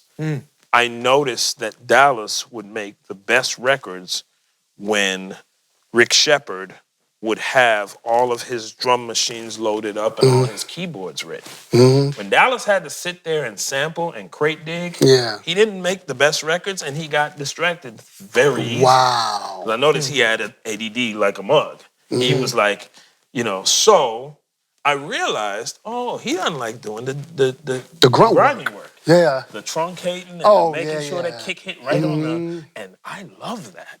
I'm a nerd. I'm a nerd. So I love sitting there with the MP and getting the little window and getting the kick right where it feel right. And then sometimes you might back off a little on the snare and leave a little air in the top. on the pad so I can get that West Coast battle cat feel. I was a nerd for this. Like, so I was like, oh, he don't like doing that. Let me get him some sounds. And the thing is, no shade to Rick. Rick didn't have an ear for hip hop. Yeah. Rick would load up sounds and have him loaded. But when I sampled some sounds for Dallas, I was putting them things in that SP12 and that. And Dallas would be like, yo, these your sounds? No, they're your sounds. Right. So I realized that was another need to fill. Your sounds. And so as I'm sampling and getting him set up, it would be nice that I would naturally be sitting there like, oh, this is hard. This loop is hard. I can't wait till he flip this.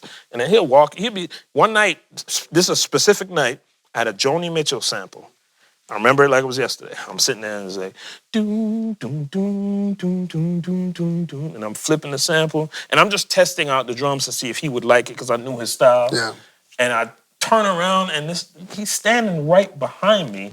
And I said, how long you been standing? He was like, about 20 minutes. He was like, oh yeah, let's finish that. And we finished it, and it became a song on Lizette TT, his artist. And he gave me credit. He was like, nah, just anytime you feel like it, start a beat. I'll finish the song. Like, he loved that. He loved, you understand how to put that together? Please. Put it together. Yeah. The need. So then we did a record on Shanice together. And then we did a record on Monica's first album together. And then I did an Ice Cube record. I did a Lil Wayne record. I did Lil Zane. Nivea.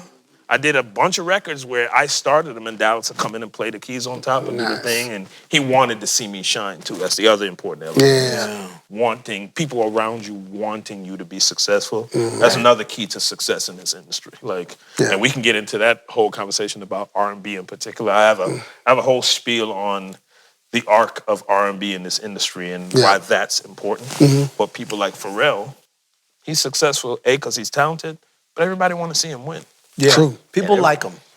People like him. You can't underestimate being likable. So I've already made myself useful to this guy. Yeah. He wants to see me win. He wants to, let's finish that beat. So that's how I got into production. And I never was the engineer that wanted to be a producer. I was the engineer that I wanted to be an engineer. I just know how to produce. So it was a auxiliary, it was a side product of me being creative and me being useful in a space. It wasn't something that I was like, I want to be a producer. But they still inform each other and go kind of hand in hand. Like when you're mixing, you know. And it always happened in these places where it was very authentic. I remember I was sitting there messing with the Luther Vandross sample. And that's how the 112 thing happened. The 112. Yeah. I'm sitting there messing with the sample, and Kay Wells walks in the room, and he goes, and everybody used to call me Les Low. So you come in the room and be like, Les Low, who that for? Wait a minute. He was like, oh yeah, finish that. The Boyz will kill that. And it became 112's first single with Mace. On his second album. First single with Mace, Love that. Yeah. So go ahead. I'm sorry, just about that song specifically. It's so bad boy coded, but for that era, like if you didn't read the credits, you probably would automatically assume that it came from New York. And I was okay with. Let me tell you a short story about it. So I do the record, and you got to remember, I'm younger. Yeah. Very young. So yeah. Do the record, and then I hear, "Do that Puff Daddy-ish, son," on the top of the record. Yeah. Oh wow. So I'm mad. I'm like steaming at first. I'm like, everybody gonna think Puff did this record. Right. Oh man. And then I had to think about it. And then this is where it's important to be around the right type of mentors. All the conversations start flooding my brain of things I've heard Dallas say about how he didn't have any vitriol for Joyce Irby. Or he been in a bad deal over here. And and I started going, you know what? What's best for the record? If people think Puff did that record, it would probably go way harder than if they saw my name and it was about Leslie Brathwaite. So you know what? If everybody think Puff did the record, cool. But the dope thing about it was the credits was all you. Yeah, it was just still credits. Yeah. But then, here's where I had to draw the line. So I submit my invoice for my mix, and then I submit my invoice for my production. Mm-hmm. And Puff lost it and was like, nah, we ain't paying you twice. And I'm sitting there like, you're a millionaire. Mm-hmm. And, so I went to Dallas and I sought his counsel. I said, so Dallas, here's my thing. I was cool with the Puff Daddy shout out in the beginning, da-da-da. But and he's ad-libbing on a record with May Spot, yeah. And I said, but I'm a man of principle. And I feel like if I mixed the record and I produced it, I should be compensated fairly. I wasn't asking for nothing crazy. Mm-hmm. And I don't see the problem here. He was like, no, you're right. You should stand on that principle. And I stood on that principle. Wow. And because of that, this is how crazy Puff's ego was. Because I stood on that principle, I'm almost positive it soured our relationship for like a long time, and I was okay with it. And at the time, I didn't know why I was. Now I know why I was okay with it. Yeah. But at the time, I didn't know why I was so okay with. You know what? This is Puff. He's like a mogul, and for some reason, me and him ain't gonna have the best relationship throughout this journey. I was cool. He was cool with it. Yeah, I was perfectly fine with it. And now I know why I was perfectly fine with it. Because there's this thing I like to call dark energy, and I stay away from dark energy. And I don't rock with it. So that ended up being how that turned out. But wow. Yeah. Wow. That's I told y'all I got 8 million stories. No, I love it. We ain't even got to Bobby and Whitney. I know, right? What? So, we were talking earlier and just giving our take, but I want to ask you a 2-part question. So, favorite mix of a song, favorite mix of an album, and then what makes a well-constructed mix? Okay. So my song is gonna be not controversial. My album might be, I don't think controversial, it's just gonna be, it's not everybody's take. So my song is Billie Jean. Yes. What I love about Billie Jean, specifically the mix, is I'm talking about all you have to hear is the kick and the snare pop once each in the beginning. Yeah. And you know. Yeah. And it was something about, and that song has so many layers and melodies, and it actually has a few different hooks if you pay attention. Like, Billie Jean is such a well-crafted song, but what Bruce did with the mix was so genius. It just sounds and feels so good. Like, so that's one of my all-time favorite mixes. Wow. Album, Mantronics. And here's why. They had an album called In Full Effect. Is this, 1990? Yeah, I think it was probably 89. It was like 88, 89. I'm really talking about 88, 89 Mantronics. Was this when they went? Yeah, when they went kind of R&B? Yes, and they were doing all the Joy Sims remixes. Yeah, they did Norcera remix. Yes. Let's Go, Summertime. They were going crazy, right? Yeah. The reason I picked Mantronics is those mixes were so innovative at the time. Yeah. And of course, the hi-hats were dumb loud. Yeah, of course. And all the things. But they were so innovative. Those mixes were different. They were so different from what I'd been hearing.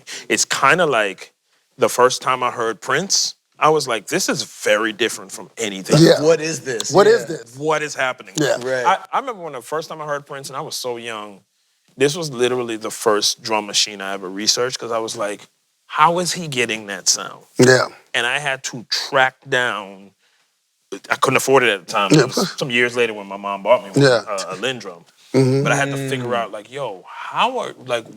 what is this? Yeah. So I felt the same way when I heard Mantronics. Wow. I was like, this is crazy. And even though, Joy Sims wasn't the best singer. Yeah.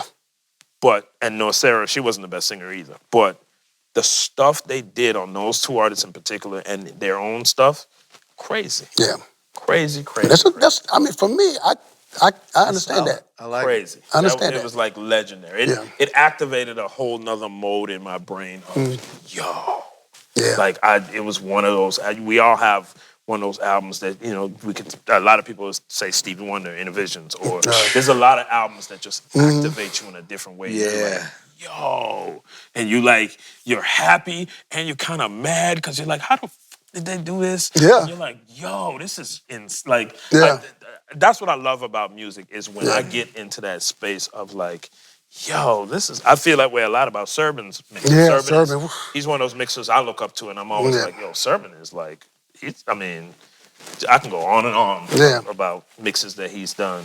Or I felt that way when I heard Rodney Jerkins. For me, it was the What About Us? The Brandy. Oh, yeah. That mix. Yeah, did Serban mix that one too? Mix that. I think, no, Dexter mixed that. Dexter. Dexter Simmons. Dexter Simmons mixed that. Dexter Simmons.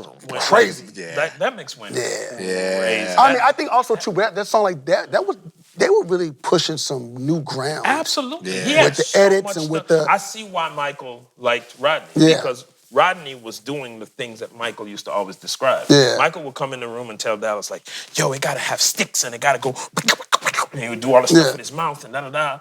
And Rodney was the embodiment of that, especially in that era. Yeah. Them tracks was going crazy. Yeah. He was having like cash register sounds and, Nextel chirp. Yeah. But it was like so musical and and that album was phenomenal. Oh yeah, Full Moon. That was fun.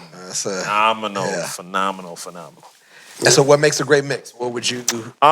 What makes a great mix, in my opinion, is there's a couple layers. I think the first job of a mixer, in my opinion, is to make sure you stay out of the way of what's great. Mm-hmm. And a lot of times what you have, and I saw this early in my career, I'm so lucky that I haven't experienced it a lot, but I would see a lot of producers get upset because the mixer would take it somewhere totally different. Mm-hmm.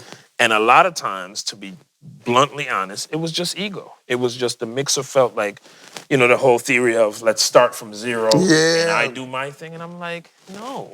Wow. What made them love the song is the point where it's at. All my job is to augment that, to make it a little better. Yep. And sometimes, like I said earlier, sometimes it's right. It don't need to be better. Sometimes it's about how it feels. Mm-hmm. I could point out 1,000,000 times where Babyface was flat on a record, but it felt so good. Mm-hmm. I could point out 1,000,000 times Bob Marley was flat on a couple notes, but it felt so good. I promise you, if he redid those notes to perfect notes, it wouldn't feel the same. Mm-hmm. He got some notes off in there. Mm-hmm. So it's about respecting the work first. Yeah. To me, that's what makes a good mix is, what do I not need to do? Right. How do I approach this to where, okay. The other thing I think what makes a good mix is balance. Mm-hmm. Things got to feel right. And balance doesn't always mean kick got to be blaring. Yes. It don't always mean that. Sometimes it don't. If I'm mixing Cardi B, it absolutely calls for that. Mm. The 808s got to be humming. But if I'm mixing Jill Scott or somebody else, sometimes you might want to dial it back a bit. You might still want a little. And even rappers like Rhapsody. Like, I mixed Rhapsody's last album, Please Don't Cry. I wasn't going crazy on the 808s and the kicks like I usually do because of what it felt like. Yeah. When we were mixing the 3 a.m. record with her and Erica, it was about understanding the feel of that record. I think S1 produced that record. Yeah, and it was about understanding the feel of that record. Yeah. And I didn't want to do too much. I really touched up Erica's vocals a little bit. So there was a couple of points where she was a little too flat, so I kind of helped her out. She called me and she was like, hey, I'm flat in a couple parts. Help me out. But I didn't go as insane on that record, drums-wise, as I would have, or as I do like on Cardi B. On Cardi B, I go all in on all the 808 tricks come out, all the plugins and the boom. Yeah. I want your speakers broke. I want your speakers broke. I want people calling me going, hey man, you messed up my woofers. Like, You know what's interesting?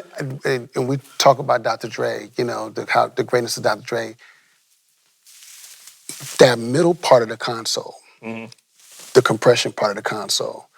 Because I remember I went to a session and he was playing the music so loud, but he was not turning up the main volume. He was turning up the compression. Compression, and it was bumping. And I was like, oh, that's where to get the bump from. I never really, I was now, trying to how figure. I achieve that with my mixes is my relationship with the mastering engineer. Okay. That's the Okay. So Colin Leonard, who masters probably 90% of my records, the other person who probably masters the other 10% will be Chris Athens. It's either Colin or Chris Athens. Dave Kutch every now and then masters things because KP likes Dave Kutch on like the OutKast days. But between the three of them, it's like splitting hairs. They're all dope. But that compression button that compression knob, Colin is my compression knob. I get it. You see what I'm saying? Colin is my knob. I love it. He is the, okay, I know I got to mix to this point because I know what Colin is Gonna do. Fair. And I'm trusting Colin and he's trusting me and we know. And He knows, yeah. Colin is a huge part of my sound. Or like I remember first time I told Beyoncé to use Colin, and I remember at first she was a little skeptical. We first used Colin on, I want to say it was the Beyoncé album, if I'm not mistaken. I can't remember which album it was. And because I was telling him, I was like, I'm telling y'all, Colin goes crazy. And she called back. You know, she doesn't get too excited about too much. You know, you deal with her, you know. Yeah. And she called, she was like, yo, we got to use him from now on. So now she's so addicted to Colin to the point where every single pass I send her to approve, Colin has to master it first. Wow. So yeah, he be.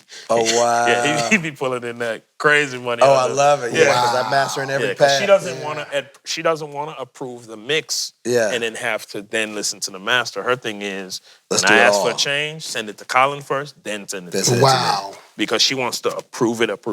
And her approval process is not as brutal as you may think. Okay. It usually be like I have, you know, the mix passes. With her, we're pretty much out by like mix 3, mix 4. Beautiful. It don't be a whole lot of notes. Okay. Yeah. It was something that you said about sometimes the record is great. It made me think of, you know, Genuine telling us that, you know, when they left Devontae, you know, they didn't have any of the stuff. So, like, meaning files or anything. Yeah. So Pony is the 2-track. Yeah. What we hear, It's a 2-track. it's not mixed. Yeah. It's not. And it feels so good. Blown. Yeah. I can't tell you how many records I've had to mix in my career with the 2-track for one reason or another. Sometimes the label ain't paid a producer. And the producer don't want to come up off the files, but they press me to mix the record. And in the case of No Scrubs, Shakespeare couldn't find the track. Yeah, I remember that story. No That's Scrubs the 2-track. is a That's 2-track. 2-track. Shakespeare could not find the beat. He tried to recreate They it. tried to It didn't redo the feel beat. same. Yeah. And I walked in there one day, and KD was his engineer at the time, Kevin Davis. I walked in the studio one day, we were at DARP, and I said, man, let me just take a shot with just a 2-track. Don't kill yourself. Yeah. Did the mix, came back, everybody loved it. And I specifically told Shakespeare, don't tell LA it's a 2-track. Don't tell Dallas it's a 2-track. Let me just do my thing. We turned in the mix, LA was screaming, running around in his office like, yo, yes, Les, you did it. You nailed it. This is it. Dallas was like, mix is fire. Print it. Wow. And it wasn't until after that they found out it was a 2-track. Because I think them knowing it was a 2-track would have influenced how they felt about it. Correct. They would have then started going, oh man, do we need the files? Yeah. I mean, it's funny how they say that, you know, every engineer should have like a fader that does nothing. Oh. You know what I'm saying? Or a couple faders that does. I got a whole board that does nothing. Like, yo, can you ain't turning nothing up. Yeah, and you know when you know when you're dealing with people who know what they're asking for and what they're hearing. And people who don't know. And you know when people, and it's the obvious telltale. I remember one time I had an A&R in a session, and this man said, turn up the guitars, da-da-da, and I was sitting there going, ain't no guitars in the song. So that's how I knew this was for show. He had his girl in the studio with him. Oh, yeah. He's telling the label how he had to come down here because, you know, I had to get these mixes right with Les and da-da-da. Hey, man, if that's what you want to do. Turn up the guitar. I got you. I'm going to turn it up. I didn't even want, and see, you got to know the room. You got to know, okay, he with his girl. So I can't call him out in front of his girl and be like, that's no going to be unproductive. Yeah, that's going to be unproductive. You know what? It's going to be counterproductive. I'm going to get you some bad points tonight. Yeah. Wow. Let me turn up the. How you feel about it now? It's yeah, absolutely. Beautiful. We out of here. Yeah. I'm gonna turn up the guitars. And that's another skill. So hilarious. That's another skill of mixing that you have to have is the psychological. Yeah. Understand the room, understand the moment, understand the person. Yeah. You can't just, even when it's like being in a marriage.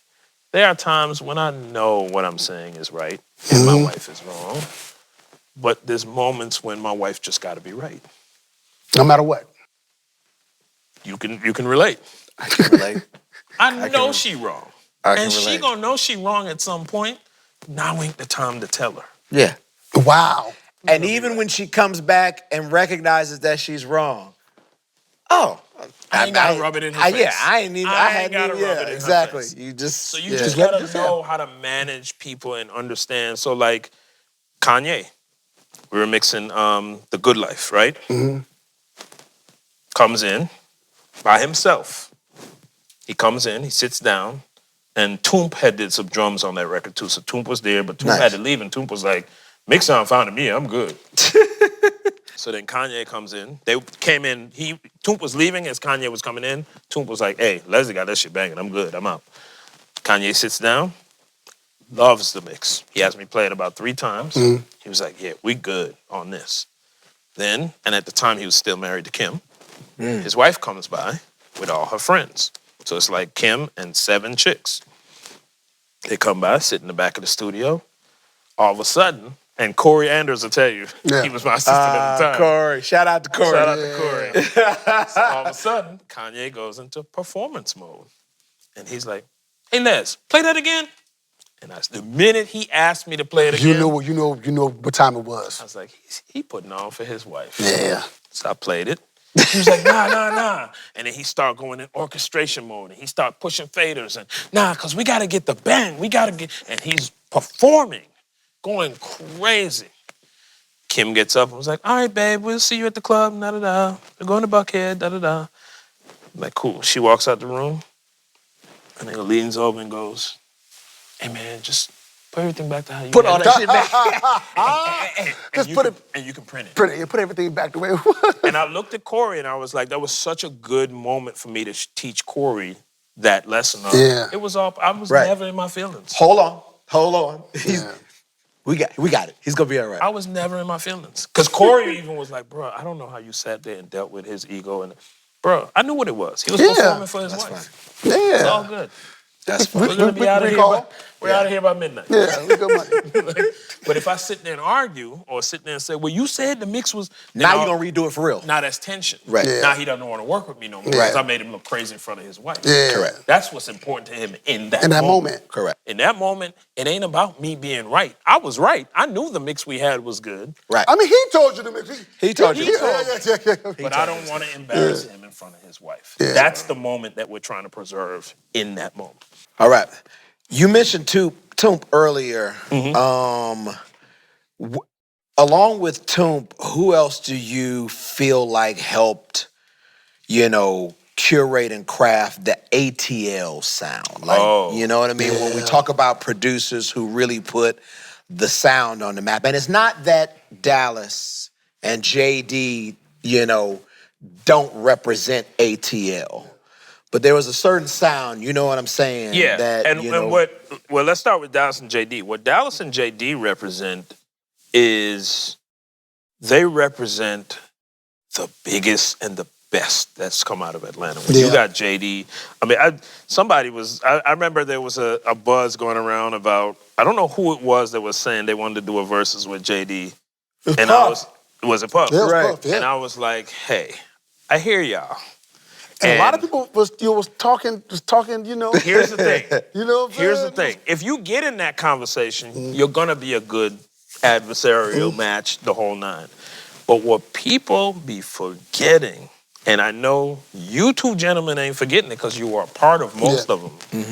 That boy got some sledgehammer. he has some smash. I'm talking about some super smashes. And we were talking about it earlier. If we only focus on Mariah. Right? Yeah. Smashes. If JD just played his Mariah catalog, the night's over. Before we get to Usher, before we get, we haven't gone past. The night is over. Yeah. So what I'm saying is, and Dallas with TLC, with his impact with Madonna, Michael Jackson.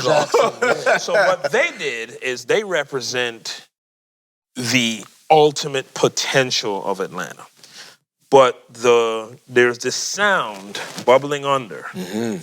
So you got Toomp, you got Jazzy Faye, you got even people like Zaytoven. You got, because Zaytoven will be, and that crew would be like Shawty Red and all the Jeezy producers. They would be like the second kind of wave of it. But you got Toomp, Jazzy Faye, you got Kilo Ali, you got, the Organized Noise. I was about to say, I think Organized Noise is like to me, if you said the sound. Yeah. Right. Yeah. You know You what I got mean? Organized Noise. Like the sound of Atlanta. I Yeah. think that You Organized got Noise DJ is so great. Sheets. You got, all those guys. Sleepy Brown. Like, there's such a very heavy, impactful Atlanta thing. And I've seen this on a T-shirt before, and I've said it many times, and I truly believe it, and I can explain a million ways why it's true.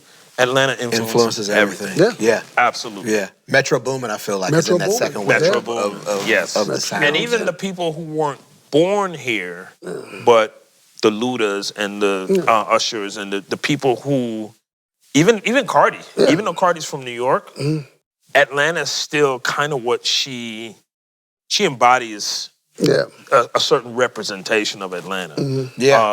Even Drummer Boy. I mean, because Drummer Boy claims, he still claims Memphis, but it's happened rooted here. It's rooted here with Drummer Boy. It happened here. So there's such Atlanta influences literally everything.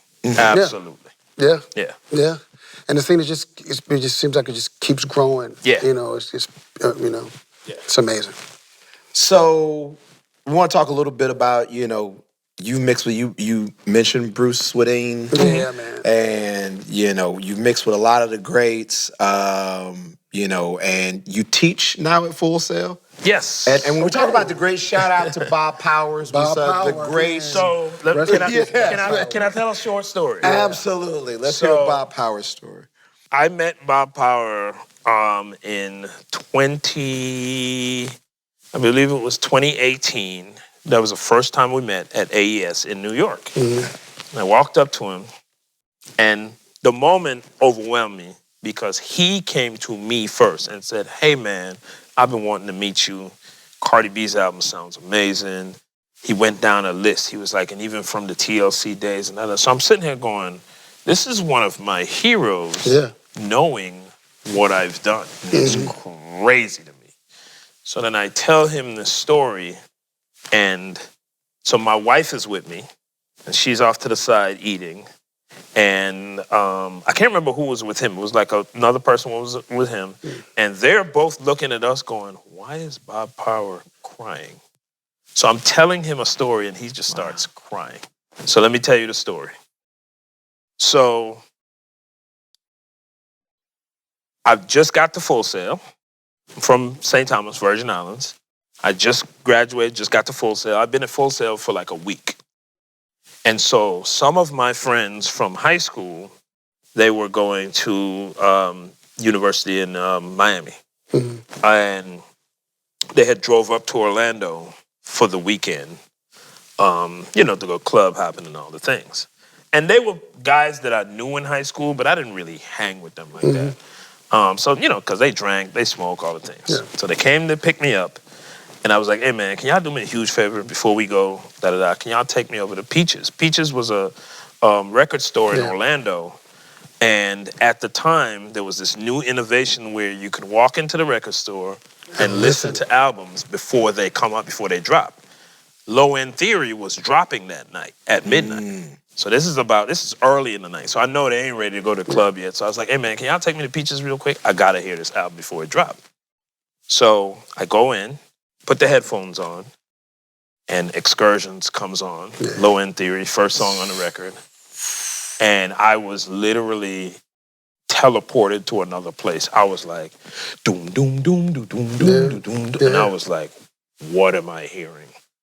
And then I stood there, listened to the next song. So then they was bugging me. They was like, hey, man, we got to go. Let's go. Let's da-da-da. I was like, you know what? Y'all You guys go ahead. Y'all go ahead. I'm gonna figure it out. And they were like, you serious? I was like, yeah, I gotta wait. I gotta wait till this comes out at midnight, but more so, I gotta sit here and listen. They left, and about 2 hours later, I get a call from one of their sisters telling me they all died in a car accident. Wow. Isn't that crazy? So, literally and figuratively, Bob Power Low End Theory saved my life. saved your life. Isn't that crazy? Like, true story. Wow. I'm not making that up. True story. She called me and she was like, hey, man. And one of the guys, we used to call him Butchie, and they were like, were you with Butchie? And da-da-da. And I'm like, yeah. And she's crying, and I'm trying to make out what she's saying, and they all died in a car accident. Wow. Yep. Fuck. So I would have been in that car had it not been for Low End Theory. So when I told Bob Power that story, I was like, bro, like, your mixes on that album and da-da-da, and he just started crying. Like, and we just had a moment. Like, it was crazy. I mean, in the middle of AES, everybody's walking by going, why is Leslie making Bob Power cry? Like, yeah. Leslie made Bob Power cry. Get down here. Yeah. Wow. Yeah, it's wild. Yeah. So Full Sail, what, talk about, the initiatives and everything that's there, Pure Mix, Full Sail has a really big place in my heart because of what it stands for. It was the first place in my life where I felt like, man, they get it. And their motto is, if you're serious about your dream, we'll take your dream seriously. And it was the first place that adults had ever taken my dream seriously. So for me, it was such a huge thing to go to Full Sail, to figure out what I wanted to do with my life. Remember I said I discovered I wanted to be a mixer when I was going through the coursework. It was a huge thing for me to go there.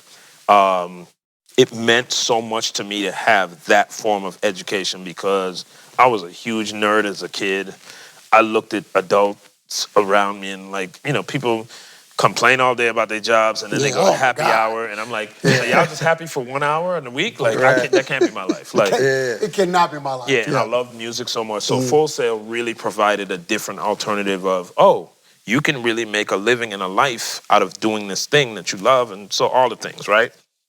So immediately, even as a student, I knew coming out of Full Sail, I got to be a part of seeing that place grow. Yeah. I got to be a part of doing that, giving back, all the things. And we mentioned Bruce Swedien earlier, and he was a huge part of my mindset, which is, so I remember we first go out to work with Michael, and this is in '95. We were working on the History album. Okay. And he brought Dallas out to work on a couple songs. He did a song called This Time Around with Biggie on it. And a couple other records. And I was, of course, when Dallas told me I was going on the trip, I lost it. I was just like, I'm going to work with Michael Jackson. What? Yeah. And then I get there and I'm like, okay, I might not see Michael. This might be he sticks us in a room and we just do some stuff. And then about a weekend, I meet Michael. I'm like, this is the craziest trip of my life. As excited as I was to meet Michael, I was even more excited to meet Bruce.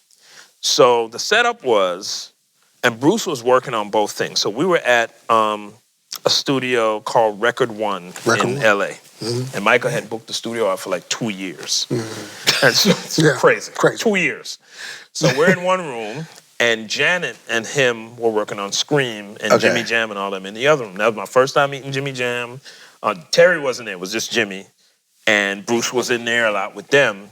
And then I was in the other room with Dallas and Rick and all of us in there. And so one day, word comes over from that room like, hey, Bruce Swedien wants to meet you, da-da-da. I'm like, okay. So I'm like nervous, heart beating all fast. I go in. He's like, hey, there's the young man everybody keeps talking about. Those rough mixes that Dallas sent over, man, they sound so good. Good job, da-da-da. He was like, sit down. And he was like, no, sit right next to me, man. Let's, and he's like, well, I'm just pulling up this track. Let's, come on, get in here with me. Wow. And I was like, that's crazy. I was like, did Bruce Swedien just ask me to mix with him? Like, that's crazy. And it was, They Don't Care About Us. So, so we were mixing on that together. So that process and that whole thing informed my brain on some more, the person I look up to the most is willing to teach at any moment. And that activated my love for Full Sail, my love for teaching, and all the things. And I was like, this is who I want to be. I want to be successful and be showing young dudes who didn't think they would have a chance to learn this, or young women as well, who didn't think they had a chance to learn this stuff, you know, the mindset and da-da-da. So that started a pattern for me. That was in 95. And I graduated in 92 from Full Sail. So I started going back, and I started calling the university, and I would call my reps and be like, hey, man, I'm in town. You want me to come by and speak to some students? Cool. And it just developed this rapport. And I never asked them for money. I was just volunteering my time. And it was really about just connecting with the students, realizing that I was in a position that I used to look up to. Like Bruce Swedien came to our school when I was a student to talk. Wow. So getting to sit with him was crazy. Yeah. It was a very famous entertainment attorney. His name is Al Schlesinger. He came to our school to talk, and it was crazy. And then I met Quincy Jones while I was at Full Sail. Wow. So, and I've had students come up to me and say, man, I've always wanted to meet you, and da-da-da. So I realized the impact I was having. I'm out here doing TLCs and all the things, and I'm like, I can go talk to these students and inspire them and answer questions and be a representative. You know, a black face in a typically white arena was hella inspiring to me. Yes. So I know what it means to these kids coming up. So I just started this pattern of going back all the time. Then it became very constant. It became, it's kind of like this expected relationship of, oh, Leslie gonna be in town. He gonna talk to these students. He gonna help with this thing. And I'm always volunteering my time, volunteering this. And then it grew. It just grew into this relationship of that kind of exchange. Then I get inducted into their Hall of Fame.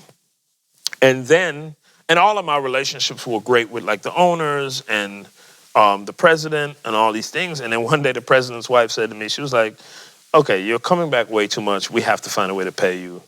We just can't do this anymore. Like, you've been volunteering your time for like, 15, 20 years, all the things. So then that evolved into a role of, just whatever I can do. I got my hands in a ton of things. I have a course on their digital platform. Wow. I mentor students while I'm there. I meet with staff members about different things. I'm on all different kinds of committees and all the things. And then recently, want to talk about this venture for a minute.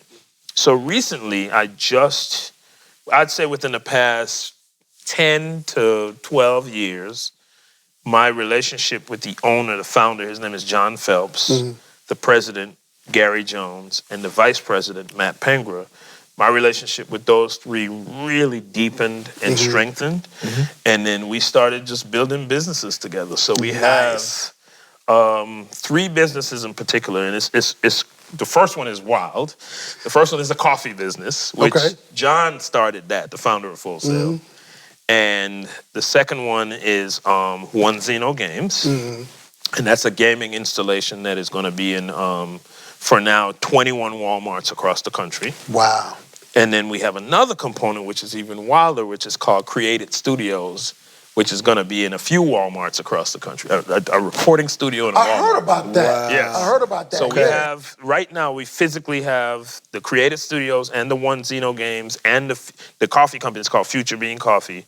All three stores are in the Walmart in Franklin, Tennessee. It's right outside of Nashville. That's where I heard, Yeah. That's where so we started those, and we picked... Congratulations. Thank you. For and real, we picked, man. We That's picked that location fantastic. because that's where the president of Walmart lives.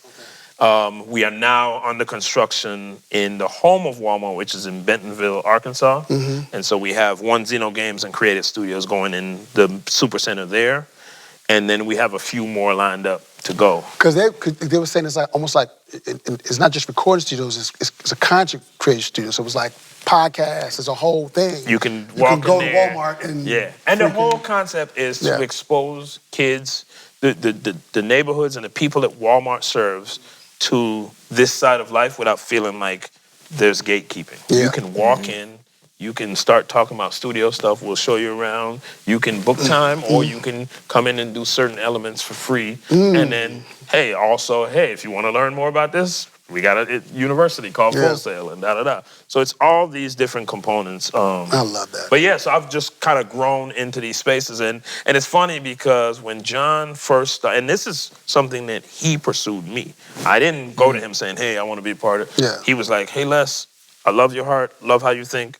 I'd love you to be a part of my coffee company. And at first I was like, I'm thinking to myself, I don't know nothing about coffee, da-da-da. But then I realized something my grandma always used to say, and you know anybody who have parents or grandparents that go to church, you know, God doesn't qualify, or he doesn't call the qualified, he qualifies the call. And so that used to stick with me all the time, where my grandmother was basically saying, you don't always have to be an expert in a thing to have a calling in the thing. Correct. God gonna fix that part. Yeah. You just gotta say yes. Show up. You just gotta say yes. You just gotta say yes. You gotta say yes. And so I said to myself, you know what? Cool. If that's what it is, that's what it is. And then I learned a lot about the coffee business, and learned a lot about business, and learned a lot about just building a thing. Yeah. And being fearless about whatever you know and you don't know. And the beautiful thing about anybody who built a business to tell you, the most beautiful thing about it is you don't have to know everything. Yeah. Whatever you don't know, you hire somebody to know. Exactly. So it's just you gotta answer the yes. And so that's kind of my world right now, is focusing on those businesses, focusing on Full Sail, my family, and just mixing records and teaching the still craft. mixing amazing records.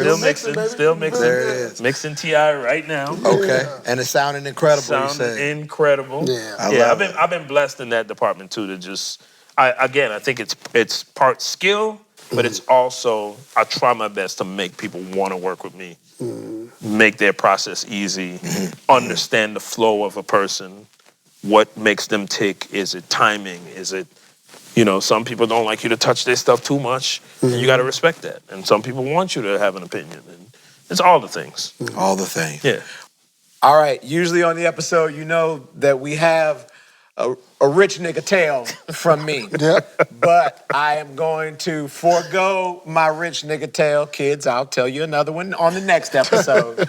And we're going to defer to Leslie for a Bobby Brown story. Man, I got so many. I don't know. Boss Town. I don't know which one to tell. Anton Street. So let me tell you a couple different stories all blended into one. It kind of encompasses the madness of Bobby and Whitney. And rest in peace, Nippy. Yeah. Yes, absolutely. So every day we had this thing at the studio where everybody just knew at a certain time in the afternoon, you know how everybody could park out in the front? Yes. Certain time in the afternoon, move your car. Correct. Because Bobby gonna pull up, speeding in the little 500 SL, and he might hit your car. And it's happened quite often. And so that's the start. So then every afternoon, about 2:30, you go out, you move your car, you put it either on the street, in the parking lot, wherever. Sure enough, Bobby pulls up screeching. And it was such an adventure all the time. Like, That's such a great word, adventure. It was every day it was different. And there was always a story. It was like one day I walk in and I got there after Bobby, and I walk in, I see his car out front. I see he's the only car out front, and everybody, the parking lot's clear. And I was like, okay, Bobby's here. So I go in, and if you ever been to what it's now Stankonia, but it used to be Bosstown. And before that, it was owned by Elton John, fun fact. Did not know that. Yeah, Elton John used to own that building. Then it was Bobby's. So I walk in, 3 o'clock in the afternoon, and if you ever been to Stankonia / Bosstown, there's a very big, giant space in there, kind of, tall ceilings like this room, and there's a catwalk across the middle. Yes. It was almost like it was a sound stage, right? Yeah, it was like a stage, and they had a catwalk across the middle. He's hanging off the bottom of the catwalk, hand over hand like this. And he's like going from one side to the other. reason. and for no reason. And to the point where if he missed and if he fell, he would be injured. This is a 20-foot fall at it was least. super, yes. This is at least a 20-foot fall. He would like injure himself. And so I walk in and I see him and he was like, hey, what up, nigga? You good? Watch this. Watch this. No, I don't want to watch this. I don't want to witness this. Oh, and wow. unfortunately, I mean, I'm not saying anything that the public don't know. Yeah. Unfortunately, he was geeked up. He was always just... I thought you were going to say he missed. Yeah. Oh, no. It was understood that he was high. Yeah, he was always high. Yeah. But another day, he pulls up. Everybody moved their cars. Young lady's walking down the street on her way to Waffle House because she got on the little Waffle House thing. And she walks right past the trash bin, the big bin outside. He pulls up, screeches out, hits the trash bin. The bin hits the girl. It didn't hurt her too bad. And I'm just like, and I see all this happen, and I'm just like, yo, what's up with you? Another day, he pulls up. He had just come off whatever tour he was on. About 30 to 40 girls get off the bus. They come in the studio, just chilling, everybody chilling. And then Bobby leaves and goes to the next city, and all the girls are just in the studio, stranded. So by the late that night, everybody's like looking around going, is he coming back? And then he called, I guess, the studio manager and was like, yeah, I'm in Memphis or wherever he was. And he just left them there. So all these girls that they collected from different cities just at the studio, some of them were there for like a few days because they didn't know how to get home. Wow. Yeah. That is insanity. Now, What? Let me give you one more story. So, Yo. yeah. Yeah, I'm in Memphis. And they just there. I fucking love that. Let me give you one more story. This is hilarious. And if you ever interview 3000, he will back me up on this story. So one night, so this is after, so mind you, it was his studio, Boss Town, and they bought it, Stankonia. Mm-hmm. Yep. So one night we're mixing, I believe we were mixing Red Velvet on the Stankonia album. I mixed most of that album. Mm-hmm. And so how the mixes usually work with OutKast, especially at that time, was it'll be me and Dre doing our thing. Big Boy will come in, he'll crack jokes for about 45 minutes, then he'll go to the strip club. Yeah. Like, Big Boy wasn't really a part of the musicality or the let's turn this up, turn that down. That was all Dre. That was all Andre, really focused on the mix. So me and Andre sitting there, Big Boy comes in, has his people with him, they get ready to go to the club. All of a sudden, and if you're in the big room in Stankonia, if the door is open, you can also see these two double doors, glass doors. I think they replaced them, but they used to be glass doors going out to the parking lot. To the parking lot, yeah. All of a sudden, we just hear at the glass doors. And I look over and it's just, and you know what? Big Boy didn't come by yet. Was I renting at Stankonia during that period? I don't know. You might have been around us at that time. I think I was renting because we were in there mixing every night. Yeah. I think. And he's at the door. Bobby's at the door with a key, thinking he still got the key to the building. Yeah. And he's out there just fidgeting with the lock. Yeah. We're in the door and we like, and then me and Dre just like, yo, is that Bobby? Is that Bobby? Like, yeah. So then we're like, oh, we got to deal with this nigga for like 45 minutes or what? Because Bobby did the same thing. He would come by sometimes. It'd be a whole train wreck, and then he'd leave. And the secret to that was the less you say, the quicker he gets out of there. If you keep engaging, if you engage, that's all night. So we used to always tell people who weren't used to it, like, if Bobby walk in here, don't say nothing. Just let him talk. He'll try to jump on your song. He'll do some verses. Like, he wild. Yeah. Oh, as soon as he came in. And we're working on Red Velvet. Like, let me get on that. Oh, I got something for that. So anyway, so we in there. He comes in. He's talking, da-da-da. Now, there's a ramp in the room, on the side of the room for, back then they would build studios with, like, you had to have ADA access, all the things. So there's a ramp for wheelchairs on the side of the room. So Bobby's in the corner, the back of the room, facing the corner. Me and Dre at the board. I look over and I see him in the corner. What is he doing? All of a sudden, I see some liquid running down the ramp. He's fucking pissing in the fucking...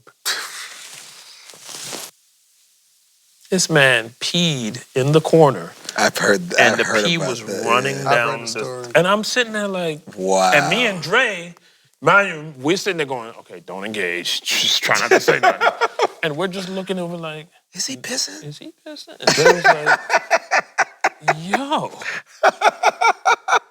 That's a, you know what that is? That's a real, like, fuck your couch moment. Yeah. Like, Fuck your studio. Fuck your like, studio. It's my studio.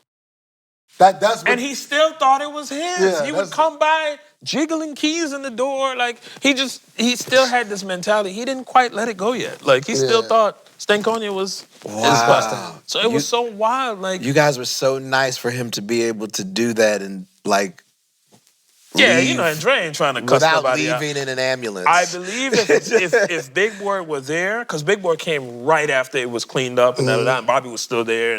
But I believe if Big Boy saw him doing that, that would have went different. Yeah. Because Big Boy had a different way about him. Absolutely. You know, Andre was very like Zen, airbending, Big Boy's on some, I would beat your ass. Right. Yeah, like, I'll give you an Atlanta ass whooping. Yeah. Like, We just gave him some help. So that's just a few. we just gave him some help. Right.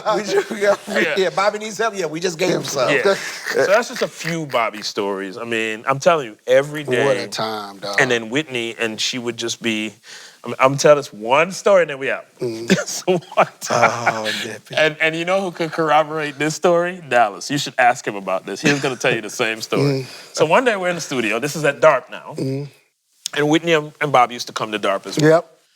So we're at DARP, and we're sitting at the board. It's me, Dallas, I believe Rick was in there, Deborah Killings was in there. Shout out to Deborah Shout Killings. out to Deborah. A lot of people That's don't know. the ATL sound, too. Yes, Deborah Absolutely. is the Deborah's ATL. the ATL sound. Yeah. If you heard vocals on any ATL song, Deborah Killings. it was more than likely Deborah on the background. She probably playing bass, too. bass too. Playing Right? bass. She played a Probably mean playing bass as bass. well. Yeah, Yeah, so she Deborah was did. in there with us, and I can't remember what we were working on, and I believe we were working on, if I had to really think about it, I believe we were working on like a commercial for TLC, something.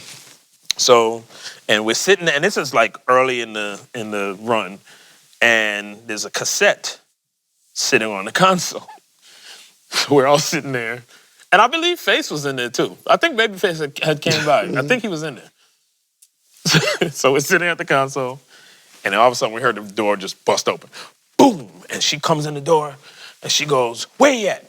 Where that motherfucker at? Where that motherfucker at?" And it's Whitney looking for Bobby. High as hell. She walks over to the cassette and she goes, "Where that nigga at? Where he at?" Oh, wow. And I'm like, did she just pick up a cassette looking for this nigga? Like, like it was the wildest, like, and she used to sweat profusely when she was, she was, and we were all sitting there going, and same code for Whitney. The less you talk, the quicker she get out of there.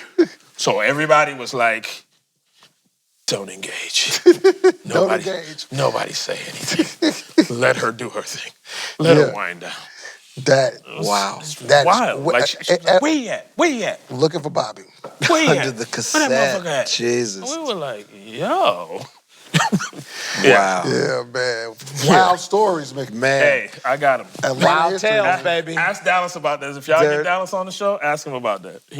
We're going to get you out of here. We like to ask everyone to get us out of here with a quote. If for the people watching, what's one gem? I mean, you've been dropping gems for the whole time you've been on here. He dropped so many gems. I'm like, but, what would you like to, them to leave with if they leave with nothing else? Let me think about this. And this is this Leslie's camera? Is the camera on? Then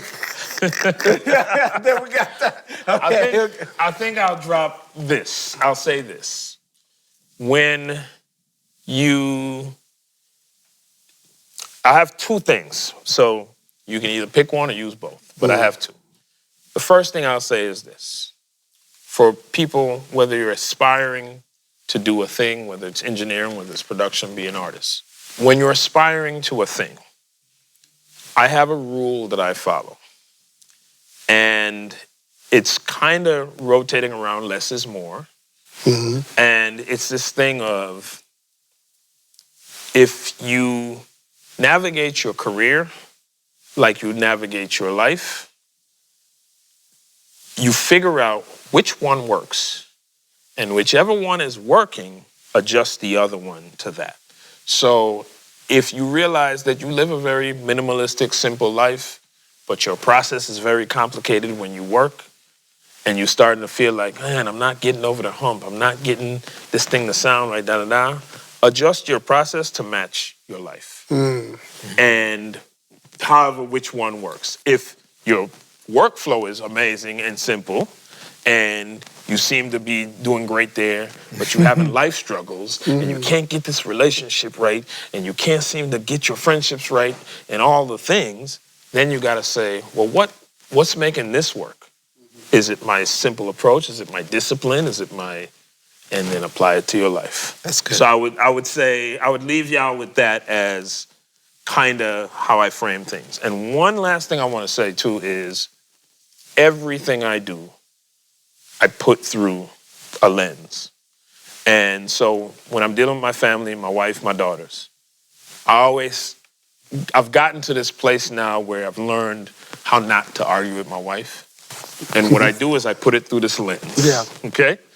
I put it through, is it necessary to say right now? Is it kind? And is it truth? I guess is the three aspects.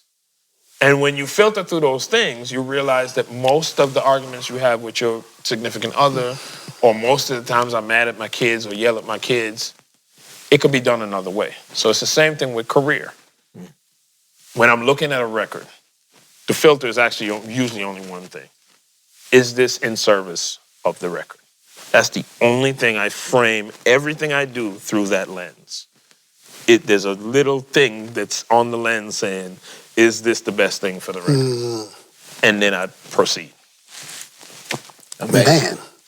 Thank you, my brother, for coming. Yes, sir. Absolutely, Thank you, brother. absolutely. You're welcome back anytime. Yes, sir. Yes, sir. Absolutely, Yes, sir. absolutely. My dog. Leslie Yes, sir. Brathwaite. All right, thanks for joining us. We'll see you next time on Sessions. Yes, yes.